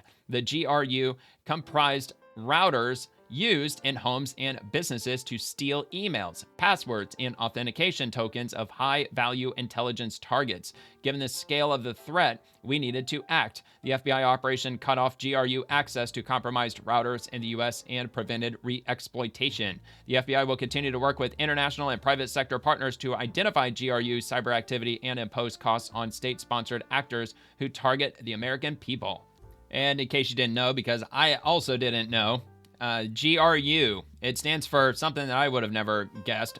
It stands for Main Intelligence Directorate, or more fully, the Main Directorate of the General Staff of the Armed Forces of the Russian Federation. And in Russian, it has the GRU acronym, and I'm not even going to pretend to even know how the hell to pronounce that, but there's the G, there's the R, and there's the U, just in case you were wondering what the hell they were talking about. All right, justice.gov. Again, Justice Department conducts a court-authorized disruption of DNS hijacking network controlled by a Russian military intelligence unit. And if you want to go through the details, like I said, you can check it out down below. This is probably going to be excruciatingly boring for probably most people, but still, it's good to see that they're still working on getting rid of these, or trying to hold these hackers, cyber criminals accountable, even with them coming from Russia. But we do have a 2.5-minute video clip that we can at least check out. I'm Brett Leatherman, head of the FBI Cyber Division. Today, the FBI and DOJ, along with international partners, are announcing Operation Masquerade, a worldwide effort to disrupt Russian GRU infrastructure used to steal government and military information and to target critical infrastructure. Since at least 2024, cyber actors linked to Russian military intelligence have conducted a DNS hijacking campaign. These actors compromised routers and redirected traffic from connected devices, including phones and laptops, to GRU-controlled infrastructure. The GRU compromised a vast number of household routers in the US and around the world, as well as those used by small and medium-sized businesses, to access high-value intelligence targets. That's why you need a strong password. Given the scale of this campaign, we needed to act. Our cyber mission, along with the National Cyber Strategy, calls for bold action to shape adversary behavior and defend critical networks. So the FBI developed and executed a court-authorized technical operation to harden compromised routers across the United States. FBI commands reverted manipulated DNS settings, collected evidence, cut off GRU access to compromised U.S. devices, and prevented re-exploitation, safeguarding Americans from further victimization. The FBI conducted extensive testing before executing this operation to ensure router functionality and legitimate users' information were not affected. Without FBI intervention, the GRU would have continued intercepting encrypted traffic and stealing sensitive information, including emails, passwords, and authentication tokens. Russia's cyber program is an enduring threat, and the FBI works with our partners every day to disrupt their operations, publish advisories attributing their attacks, and to support victims across the country. That's why we've also released a PSA, co-authored with NSA and partners from 15 countries, detailing the GRU's techniques and providing you defensive guidance. Defending the homeland is at the heart of the FBI's mission, and today, that means taking the fight to adversaries who target the digital infrastructure Americans depend on. Thank you. Well, and I have a feeling that a lot of the access was granted through social engineering. They would essentially call up somewhere where they're trying to get access, and they would pretend to be somebody who either works in the organization or they're affiliated with them, and they're extremely convincing over the phone, because that's usually how they gain access into systems, is just through simple social engineering, pretending to be somebody that they're not. And in which case, having the strongest password in the world won't really do a whole lot of good if they convince whoever's on the other end of the phone who has access to those routers to give up the information that they would need to gain access to them. All right, FBI Director Kash Patel, the FBI and our partners have arrested a former SOCOM employee who supported our top-level military warfighters for allegedly transmitting classified information to a member of the media. I wonder which side that they're on politically. I bet I could take a wild guess. Part of the whole DC bureaucracy, 90+% of them who vote, they vote Democrat. Outstanding work by FBI Charlotte and the FBI Counterintelligence and Espionage Division, as well as our Justice Department partners. Let this serve as a message to any would-be leakers. We're working these cases and we're making arrests. This FBI will not tolerate those who seek to betray our country and put Americans in harm's way. And he doesn't have an article for that one. He usually does, but I guess we're just not going to get one this time. And Ambassador Ronald Johnson, and he's the ambassador for Mexico. He says, Eric Valencia Salazar, also known as L85, co-founder of the CJNG, helped build a network that fueled violence on both sides of the border and trafficked drugs into the United States. His guilty plea marks a key step in going after cartel leadership, demonstrating that those who traffic drugs and weapons will be held accountable and will have nowhere to hide. Through strong cooperation, the U.S. and Mexico, driven by the president and President Claudia Sheinbaum, okay, yeah, or whatever, I don't know how much she's really cooperating, we reaffirm our shared commitment to the safety of our people. Justice will prevail. Yeah, she's not really being all that cooperative with the United States. She announced that they're going to be sending oil directly to Cuba, completely bypassing the embargo and the blockade that we have against Cuba, because we're trying to make a deal with them, and Mexico, they're trying to jack that all up. And also, of course, with the last big attack that happened when one of the cartel leaders was killed by officials in Mexico, they retaliated and they set cars on fire everywhere. They burned down some buildings, and Claudia Sheinbaum came out and essentially said, we're just not going to do a whole lot about it. Essentially, she said that, well, we've got a judicial system, so we'll let them take care of it, instead of actually cracking down on the cartels. So a lot of people, they believe that she's pro-cartel. All right, DEA HQ, co-founder of CJ&G, pleads guilty to federal drug trafficking conspiracy. Got one more article from justice.gov. And I'll just read this here. Eric Valencia Salazar. Okay, yeah. So this is additional information. Helped build CJ&G into a ruthless organization that uses violence as a business model, murdering for control in Mexico while flooding the United States with poison. CJ&G is a designated terrorist organization. They do not just traffic deadly drugs, including fentanyl, methamphetamine, and cocaine. They spread violence, fear, and instability on both sides of the border. This guilty plea marks another step in holding its leadership accountable. DEA will continue to target the leaders, financiers, and enablers of these organizations until they are brought to justice and their networks are dismantled. The DEA Administrator, Terrence Cole. Honestly, I'm not sure if I even follow Terrence Cole. I'm going to have to check that and see if I've got him on my list, because I don't really come across the DEA very often. I follow the DEA for this show, but they don't post very often, or I just simply don't come across their information very much. Like the CIA, they only post like once a week, and it's usually just like random, did you know that? Or some historical fact with regard to the CIA. None of it's like in any way important, at least as far as current events go. And moving on next, I got another one from FBI Director Kash Patel. More from Operation Spring Cleaning. FBI Houston and our partners in Texas just arrested 9 more individuals for allegedly trafficking fentanyl, cocaine, counterfeit pharmaceutical drugs, and firearms near Houston's Clinton Park neighborhood. And he posted this. When was that? Okay, so this is way back on March 22nd. Is this...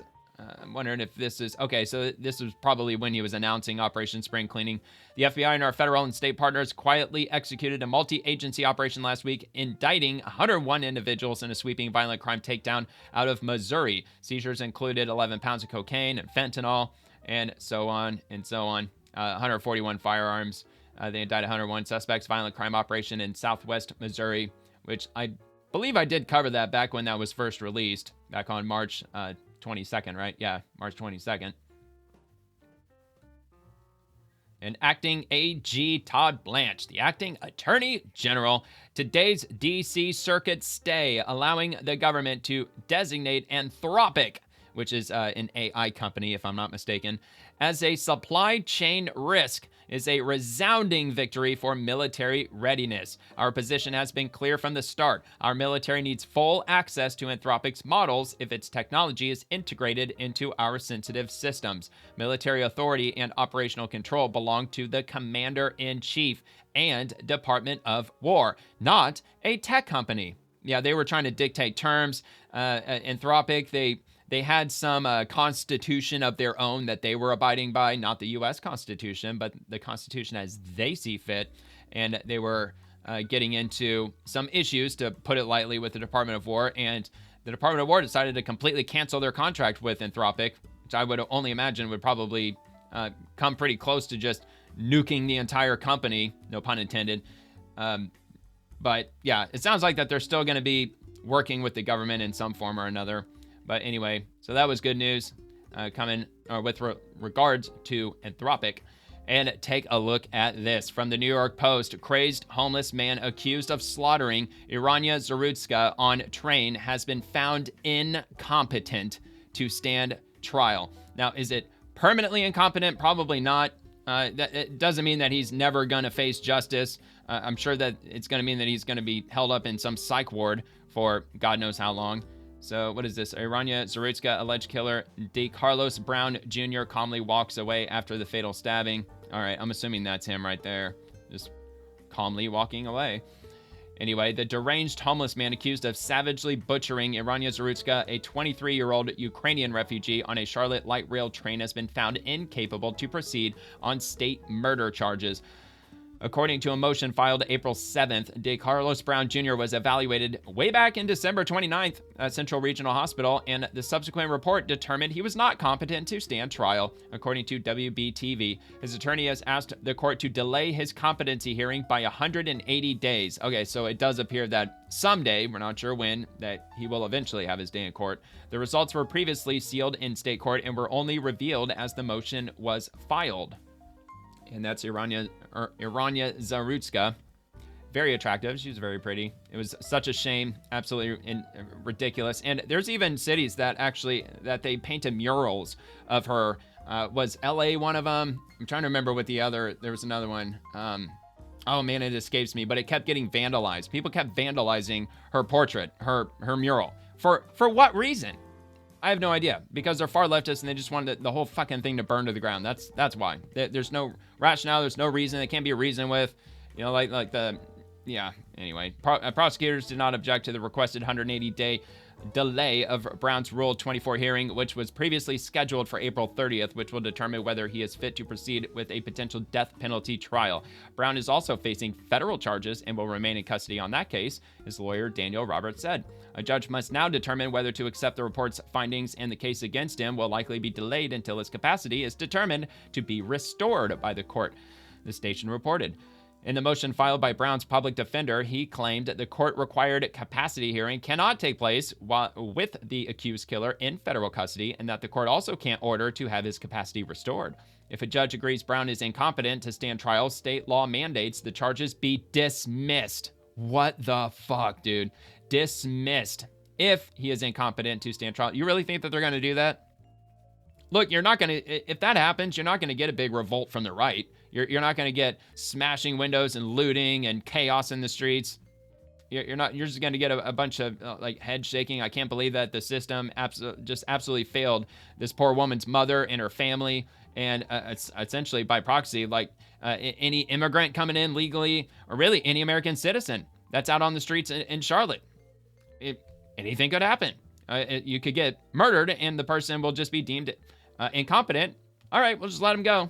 I'm assuming that they're not going to turn him loose, but I wouldn't be surprised. Would you be surprised? I wouldn't be surprised if they ended up dismissing his charges and, yep, you're free. You're free to go. Incompetent. And then what? They kill somebody else? Well, he's already incompetent. So what? He's got a license to kill now? Obviously I'm just proving my own ignorance when it comes to this stuff. All right. With this specifically, I'm sure that they're not going to release him. They're probably going to put him into, like I said, a psych ward where he'll probably, spend the next 50, 60 years, or at least as long as they keep it open, until they start shutting whatever few that they still have left, shuttering them. So anyway, a similar situation happened in the Tar Heel State, which is North Carolina, in 2020 when murder charges were dismissed without prejudice against Buford James Penley, after he was determined to be incompetent by multiple psychologists, including one who worked for the DA's office. Under North Carolina law, a defendant is deemed capable to proceed to trial if they can understand the nature and object to the proceedings, comprehend his or her situation in reference to the proceedings, and assist in his or her defense in a rational or reasonable manner. Brown has been in federal custody in Chicago since a grand jury indicted him in October 22nd for violence against a railroad carrier and mass transportation system causing death. He faces state charges of first-degree murder. Well, what if they're having a psychological evaluation and they just refuse to talk? What if they just sit there silent and they try to have another meeting and another and they just refuse to say one single word? Well, they just eventually just say, well, we can't determine if he's competent or not. I guess we're just going to have to make him incompetent. Not to say that's what he did or what have you. Anyway, he's been ordered to undergo a psychiatric evaluation pursuant to his federal case, but court filings viewed by the outlet last month show it hasn't been completed and that the evaluation period has been extended. The outlet reports that restoring competency can take a long time in North Carolina because of limited space in state psychiatric facilities, and said it's not uncommon for defendants to wait a year or more for a bed to open up. So yeah, it sounds like that's going to be his fate if he's, I guess, permanently deemed incompetent, or at least incompetent long enough for the judge to say, well, we're just going to dismiss everything. Brown, age 35, whose mother told the Post is schizophrenic, was arrested at least 14 times in North Carolina for crimes ranging from assault and firearms possession to felony robbery, dating back to 2007. Yeah, way to go, North Carolina. At the time of the senseless attack in late August, he was free on cashless bail after a magistrate released him with a written promise. Oh, I totally promised to show up, even though he's completely incompetent to stand up for anything, to show up for court after placing a bogus 911 call. The horrifying caught-on-camera slaying became national news and prompted President Trump to call for Brown to face the death penalty on federal murder charges. 2 months after the attack, North Carolina Governor Josh Stein signed Iranian's law, which prevents cashless bail for some violent crimes and repeat offenders and improves checks on criminals released on bail. All right, so in the video, of course, we understand that So, all right. So it just looks like they get into some of the details of the attack itself. And absolutely just unbelievable. I don't know if that's politically motivated or not.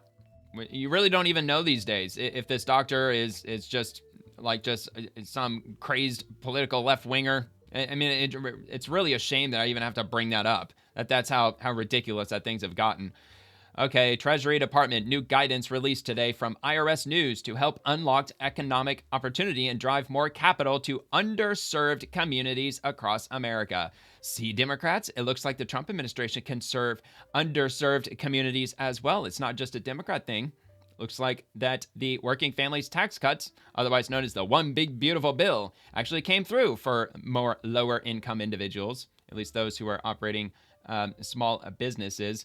Anyway, under President's leadership, the working families tax cuts permanently renewed and strengthened opportunity zones, giving investors, entrepreneurs, and local leaders the long-term certainty they need to commit capital to communities that have been overlooked for too long.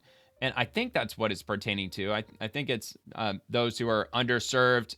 I want to say that I did catch that somewhere, that it has to do with people trying to start small businesses. Maybe I'm wrong. Maybe I was reading something else.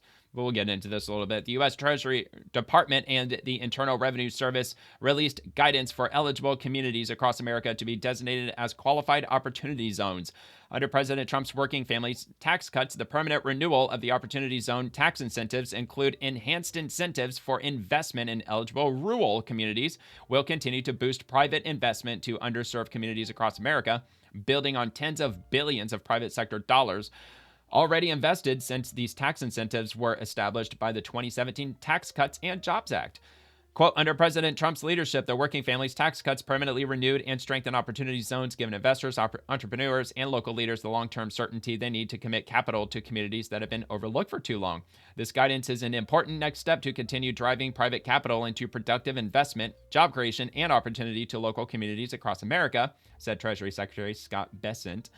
Permanently extending and expanding qualified opportunity zones offers states an opportunity to attract long-term investment into underserved, rural, and economically distressed areas, said IRS Chief Executive Officer Frank J. Bisignano. The IRS works collaboratively with the Treasury Department and the states to ensure a smooth QOZ designation process, which in turn encourages investment in qualified opportunity funds that spur economic development. The new guidance released by the Treasury Department and the IRS provides the procedure for the chief executive officers of all 50 states, the District of Columbia, and the U.S. territories to nominate eligible population census tracts to be designated as QOZs later this year. And then it gets into the background. They go over some numbers. 25,332 eligible census tracts for nomination, 8,334 eligible for rural benefits, enacted as part of the working families tax cuts. And they also dropped this here, which I'm assuming it gets into. Yeah, it does. It gets into a little bit more information. I know it's kind of vague, but I can't spend too much time on it because I'm already an hour and a half in and I still got a little bit more to get through. But like I said, everything is linked below if you want to have a look at that. Just in case you happen to live in an underserved area of the country, this might benefit you personally, maybe. And again, the IRS, the Treasury Department, financially speaking, resist the mainstream, must see NYC Mayor Zohran Mamdani. The wealth of a median white household in the city is more than 200,000 people, while that of a black household is less than 20,000. We are reckoning with the long history of racism here and starting to act upon a framework that puts equity right at the center of it. That number doesn't really make much sense to me because the minimum wage in New York City, which I think they're talking about boosting it up to $40 an hour or some insanely retarded number. But right now it's $17 an hour. And if you do the math, $17 an hour, 40 hours a week, 52 weeks a year, it's roughly $35,000 a year, which is quite a lot more than $20,000. But if the average black household is making dead minimum wage, bare bottom minimum wage, and if they're only working 30 hours a week, so they're only working part-time, and they're the only income earner in the household, that's still $25,000 a year. It's still above the $20,000. So I think he's absolutely, totally, and utterly full of shit. But anyway, let's hear what he has to say. There's a report in City and State today about how your administration removed DEI language from the racial equity report that you released this week. Oh, how dare you. Why was that decision made, and do you support that decision? So I want to be very clear. our administration inherited a report that the prior administration had refused to release, a report that had been heavily diluted over many rounds of revisions. We took the time to strengthen this report to ensure that it was actually an accurate reflection of the city that we all love and know as our home, and to actually release this report within the first 100 days. Now, in this report, what we've seen, it's a report that is both coupled with a true cost of living report, is that the inequities in this city, the racial inequities, are stark. We are talking about findings that have shown that Democrats the for you, wealth ain't it? of a median white household in this city is more Because than Democrats are $200,000, while that All about of a the black redlining, the household is less than blockbusting. $20,000. Segregation. This is not an indictment of any one New Yorker. It is an indictment, however, of policies and politics that have persisted for far too long. Our commitment now is to act upon these findings, to do so in concert with New Yorkers' comments, as we've now opened a public comment period for the next 30 days to ensure Notice that how we he's have a literally city saying nothing. where we are reckoning with the long history of Point out the racism problems, here offer no and starting solutions. to act upon Democrats. a framework that puts equity right at the center of it. Thank you. So why He remove literally the said DEI nothing. language? We put forward I was going to say, you didn't even answer the first freaking a question. stronger report that actually reflects the realities New Yorkers are living through. Yeah. All right. What? Okay. Complete waste of time. I mean, obviously, we're not going to be able to get that minute and a half back out of our lives. All right. Eric Dougherty, holy crap, leftist Virginia Governor Abigail Spanberger just ran away when she was asked if she will finally hand over violent, dangerous, illegal aliens to DHS. She's already allowed multiple Americans to be killed by illegals under her tenure. The most unpopular Virginia governor this century. Elections have consequences, but do you really think that they're going to vote her out? I don't know, man. Like Virginia, they have a slight majority Democrat. If I remember right, it's like 52 or maybe 55% of those who are registered in Virginia are Democrats. So it's still a relatively blue state. I don't know, man. Things could swing back the other way. I guess only time will tell. Let's have a look. Says 3 out of every 4 people arrested in Fairfax County are illegal aliens. They're asking you to discontinue sanctuary city policies. Any comment along those lines, Governor? Nope. Governor, any comment on the DHS request? Well, she dodged, and here is exactly what DHS is requesting.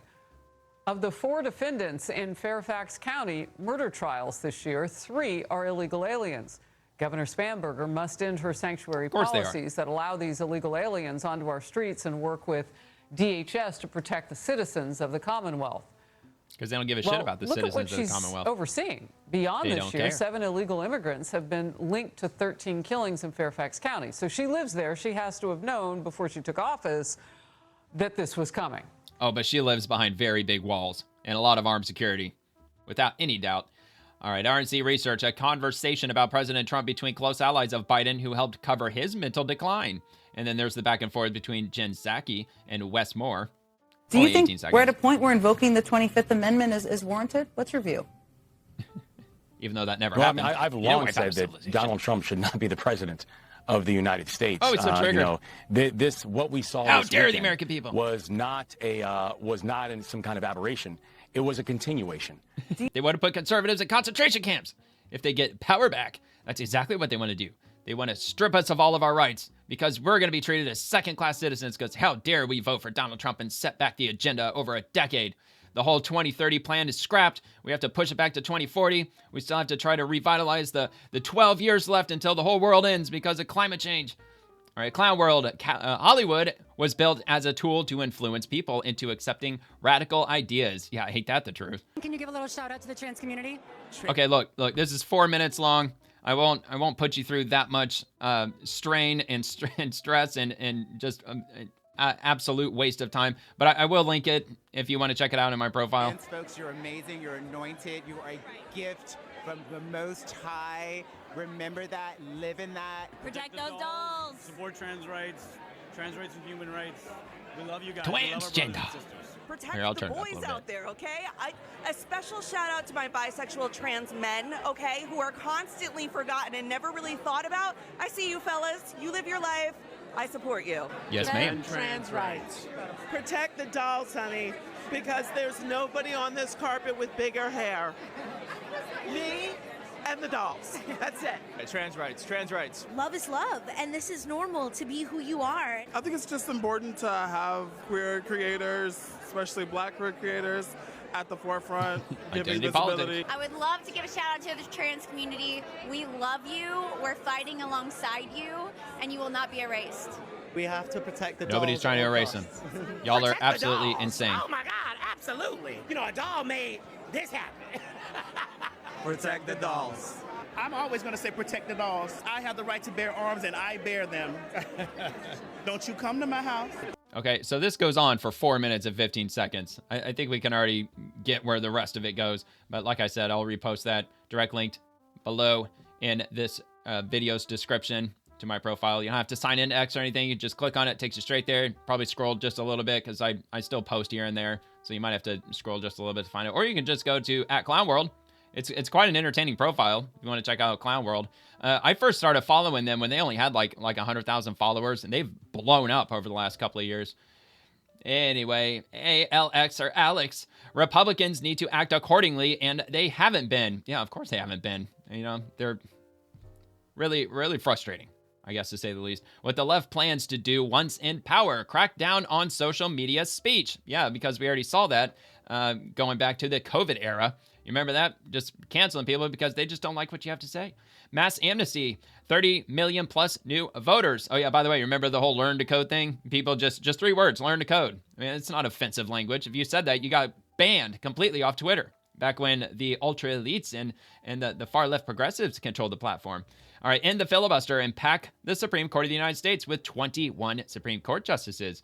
And nationwide mail-in plus no voter ID. And 52 states, including D.C. and Puerto Rico, of course, both would be very blue states, abolish the Electoral College. Yep, they definitely want to do that. And also MAGA arrests and debanking. Remember this. Look, I think if it were to get that nightmarish, and if things were to really go down that road, really the only saving thing that I could think of that Republicans would be able to do would be to have a convention of states. And that's if there's enough states in order to do it. And I don't think that they exactly know what exactly it would be comprised of because we've never had one. But it is lined out in the Constitution, if I remember right. And that would give, I guess, the states who have the majority the ability to make changes as needed to the Constitution and so on and so forth. Although I hope it doesn't get that bad. Although, who knows, man? Who knows what the future brings? I mean, it's really, the only certain thing is that it's really uncertain. All right, One Nation with Brian Kilmeade, Mississippi Miracle. The Magnolia State is posting some of the fastest gains in reading and math nationwide. Governor Tate Reeves breaks down the winning formula. Again, this is a long one. It's 7 minutes, like I did with the other ones. I'll give it a couple of minutes, repost it, and then we'll rock and roll to the next one. Incredibly innovative. We see the Mississippi Miracle, it was called. They reintroduced the science of reading. These are not federally directed programs. These are not federal innovations. They are innovations at the state level. I've been reading and watching from a distance Mississippi. Tennessee, Louisiana, I think Alabama also replicates exactly what you do, and they see, boom, you got something we can look at, model at, and replicate all over this country. It's one of the most surprising success stories in America. Mississippi, once ranked near the bottom in education, scores from 2013 showing math and reading levels significantly lower than the national average. Now they're changing the story. They're seeing some of the fastest gains in reading and math in the country, above the national average now. Many calling it the Mississippi Miracle, ranked with the best numbers anywhere.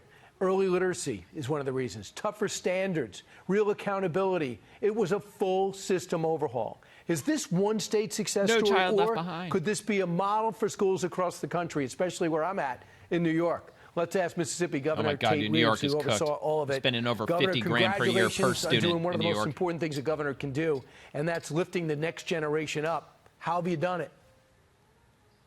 Well, thank you for having me on today. And yes, we're very proud of the success that Mississippi has had. And we refer to it, as many people have said, as the Mississippi Miracle. But what you and I know is, while I appreciate using that term because it catches people's attention, it really wasn't a miracle at all. It is truly the direct result of conservative education reforms that we enacted and we implemented in such a way where we're getting real results for kids. We passed legislation in 2012 and 2013 legislative sessions when I was president of the Senate, our lieutenant governor, and I'm telling you we went in and we went back to the basics. We started teaching reading again, utilizing phonics, the way it was taught when I was growing up. We taught kids how to read. Growing up. You know, there's been this debate in our country about how is the best way to teach reading, and the reality is there should no longer be a debate. The debate has been solved. The utilization of phonics is the science of reading and the way in which it should be taught, and we've proven that. But we didn't just do that.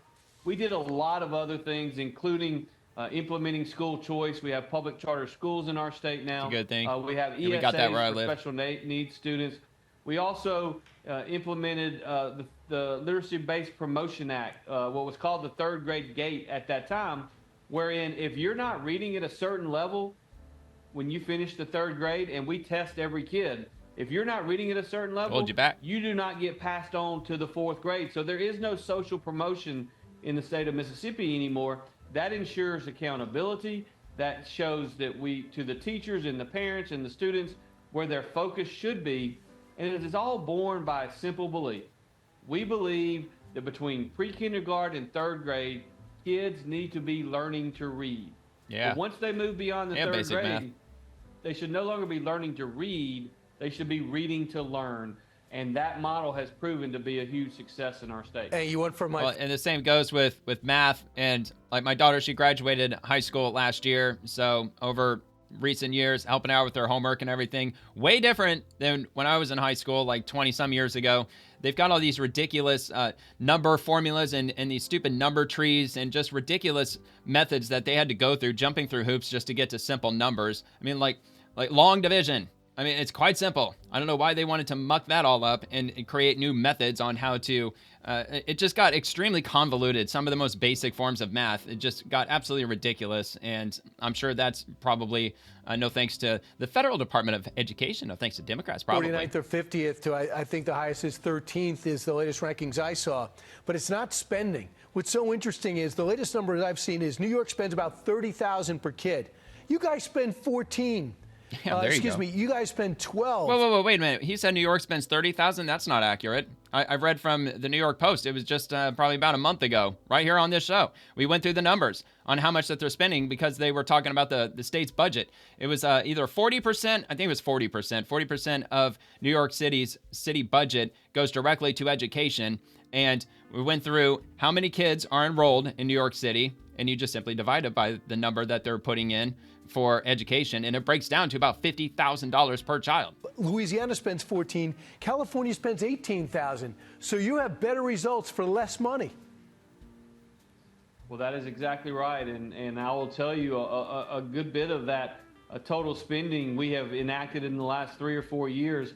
Because you can't just throw money at the problem. I believe it's not in going to solve rewarding everything. those responsible for success. So we gave the largest methods, teacher not pay the money. raise in the history of our state a few years ago. We're in the middle of our legislative session right now, and we are debating giving our teachers another pay raise. Again, when you put that's a good thing.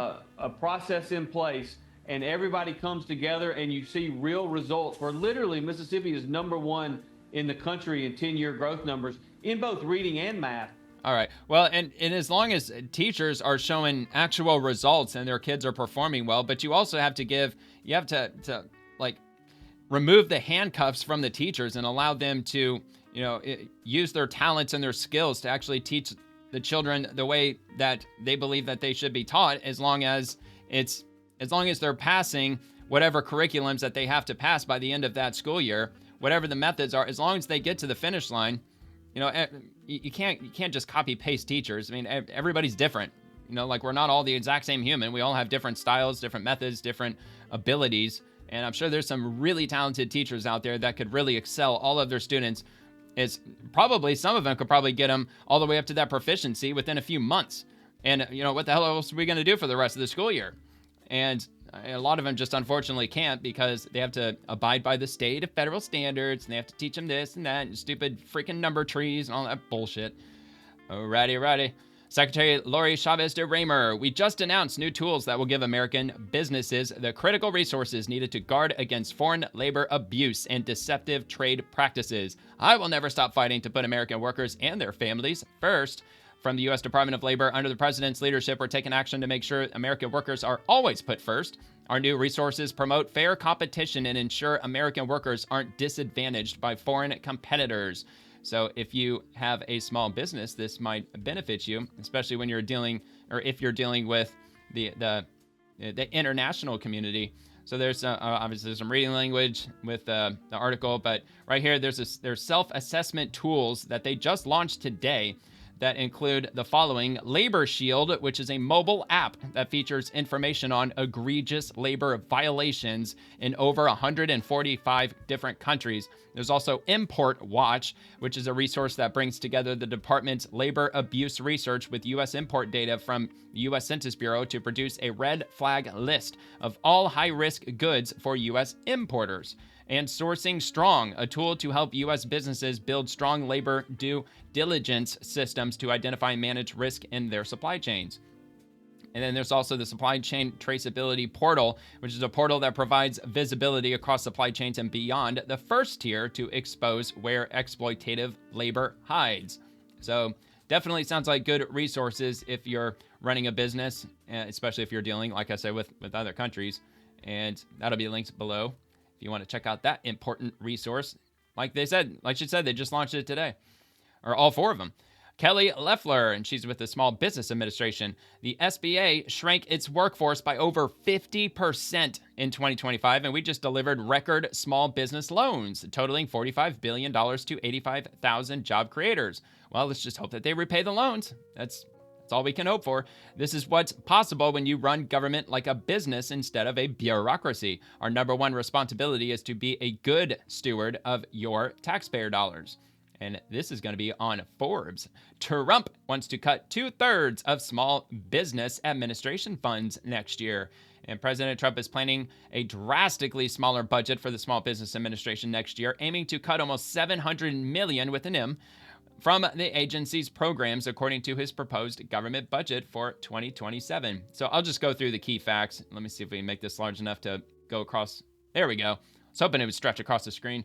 Trump is seeking $329 million for the Small Business Administration in 2027, according to the budget released on Friday, marking a $671 million or a 67% decrease from the $1 billion given to the agency for 2026.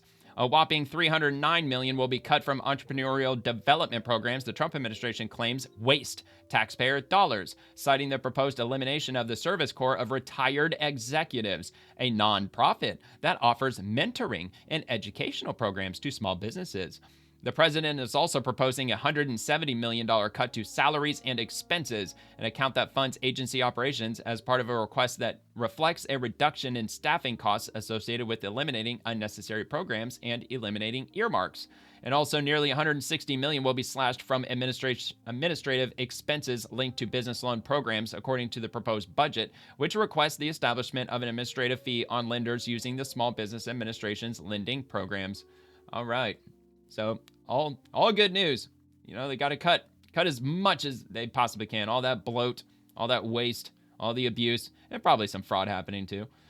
Lee Zeldin, he's with the EPA. So some of y'all might actually really enjoy this, especially if you're looking into buying a new car in the near future. So let me start with Wall Street Journal because he replies to this. The stop-start engine has become an annoyance to many American drivers who argue that it makes driving feel unnatural, jerky, and unenjoyable. The feature, designed to lower auto emissions, is set to be eliminated by the White House. I think that's fantastic news for a lot of people because I think a lot more people are frustrated by it than those who absolutely love it, just because it's just weird. I've never had a car that uses stop-start. Actually, you know what? Wall Street Journal is going to paywall me. I just know that they are. But I've always driven a manual throughout my whole adult life. I haven't driven the same car. I've been driving my 90s car since 2015, but I've always driven a manual. So I don't even think that would even work using a start-stop feature for that, because that'd be a massive pain in the ass to have to push in the clutch pedal all the way and have to restart the car, or well, I guess push button, because I think all cars are push button. They don't have real keys anymore. But anyway, drivers celebrate the demise of the most hated feature in their cars. Second most hated feature, I would imagine, are probably all the screens all over the place. At first, they looked kind of cool, and then you start playing around with it and realized they're extremely complex, convoluted, ridiculous when you're trying to drive and you have to go through all these stupid touchscreen features just to adjust your air conditioning or try to turn up the music or, you know, whatever the case might be. Plus, these screens, they're only going to last for like 15 years. I think for most vehicles, that's the expected longevity of these screens before they just end up dying, or they just get burned up by the sun, or the wild temperature fluctuations from summer to winter over a period of time. It ends up breaking your screens, including your gauge cluster. So yeah, good luck getting those fixed. All right, so yeah, it did it. It ended up paywalling, of course, but the White House goes all in on undermining automatic engine stopper that helps lower emissions and raises Americans' aggravation. And plus, like, what does that do for starters? I'm sure they don't make vehicle starters like they used to. It's probably contracted out by stupid Chinese companies. So when your car turns off every time you stop the vehicle, and then your starter has to turn the engine back on again, I can only imagine that the starters don't last a whole long of a time. And plus, every time your vehicle starts, now, like with all the ridiculous technology they have in cars these days, maybe they figured out a solution to it. But at least for older cars, every time you start the car, it sprays a little bit of extra gas into your cylinders to get your engine fired up. And a few drops find their way into your oil. And, you know, after so many times that you start your car over and over again, you know, that's helping contribute your oil smelling like gas after a long period of time, at least for older cars. So I don't know if they ever figured that out or not, but I can only imagine with start-stop, you probably have to change your oil a lot more often.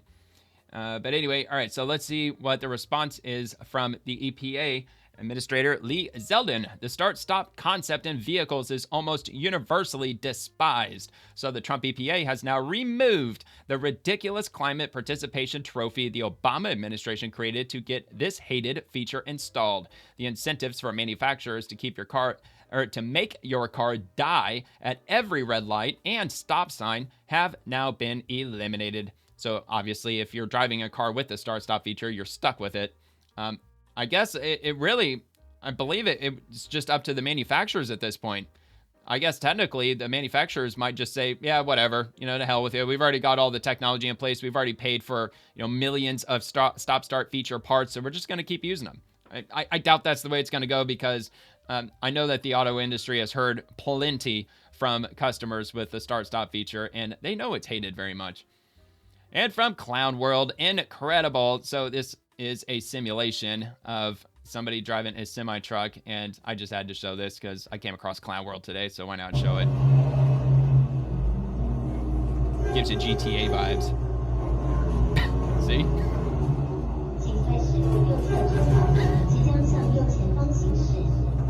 You're not doing it right, dude. Oh, wow. The whole cabin started shifting around. Yeah, it's crazy, man. Some of these simulations are just nuts. Pretty legit. All right, Curiosity, not AI. That's really us. So I've got a little bit more from the moon as Artemis 2 makes its way back to Earth. I shared a still image of this yesterday if you saw the swamp all the way to the end. And I shared a close-up image of the crescent Earth appearing to set right behind the moon. So we'll take a look at this video that actually shows it in motion.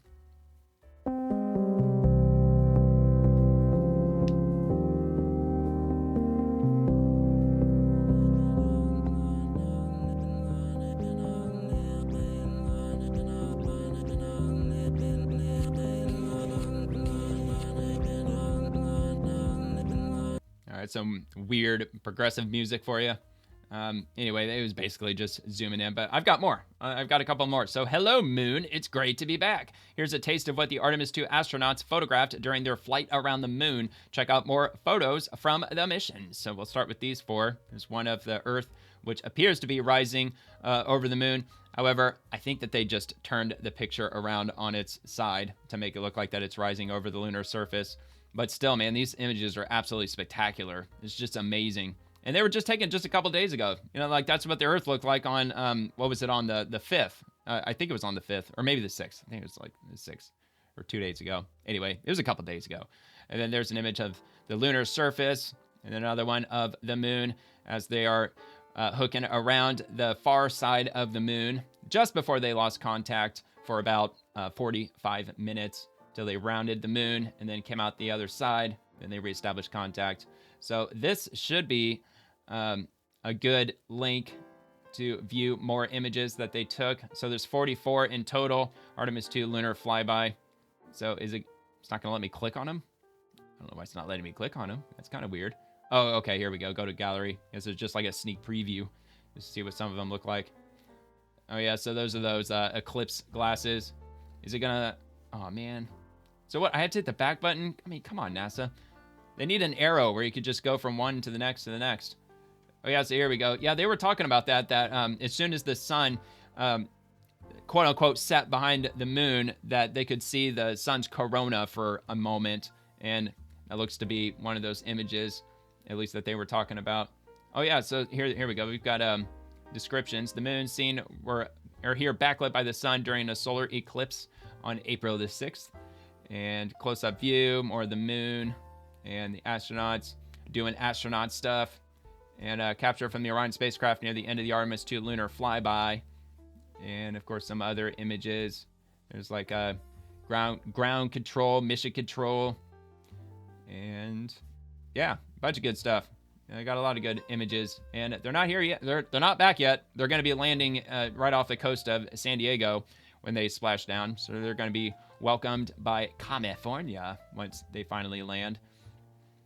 All right, and check this out. A sky full of stars. Following a successful lunar flyby, the Artemis 2 astronauts captured this breathtaking photo of our galaxy, the Milky Way, on April 7th of 2026. So they were obviously plenty far away enough from the Earth to not have to deal with any form of light pollution at all, or even atmospheric interference. And they got the most crystal clear view of the Milky Way that you could possibly get. And they were way out by the moon when they took that image. So there you have it, man. That's the Milky Way. We are inside our galaxy, and assuming that's looking toward Sagittarius A, which is in the center of the galaxy, our supermassive black hole. You can see the surface of the moon. We just went sci-fi on flight day 7. Images from our NASA Artemis 2 crew amazed, turning science fiction to reality. From the lunar far side to a solar eclipse from the moon, the views are everything. No pressure to pick a favorite. So they're going to show some of the pictures here. Right now, the crew are getting a few moments to enjoy and take photos for themselves. The Earth set. That we saw earlier, you can see the surface of the moon. On the side of the moon. It is the strangest looking thing. We just went sci-fi. You're getting a live look from Orion as the crew observes a solar eclipse from the moon. Very up close solar eclipse. This is the International Space Station. How do you hear? We have been waiting for this like you can't imagine. I wanted to say a couple things to my Astro sister, Jessica. I always hoped we would be in space again together, but I never thought it would be like this. It's amazing.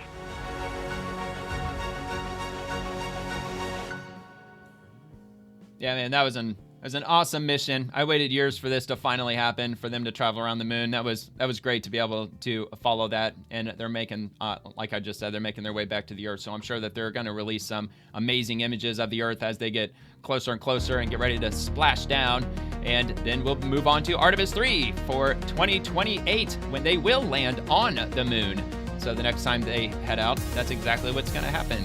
So anyway, in the meantime, if you enjoyed tonight's episode, please like the video and subscribe to the channel. And I'll be back again tomorrow night as we explore the swamp Monday through Friday and everyone in it, the politicians, bureaucrats, agencies, administration. I also post daily on X, which is where you can peek at the content for tomorrow's episode. And don't forget, the video clips from tonight will begin dropping on the channel tomorrow at 8 a.m. Eastern. Thank you very much for watching. Always remember to stay positive. God bless the troops, and God bless America.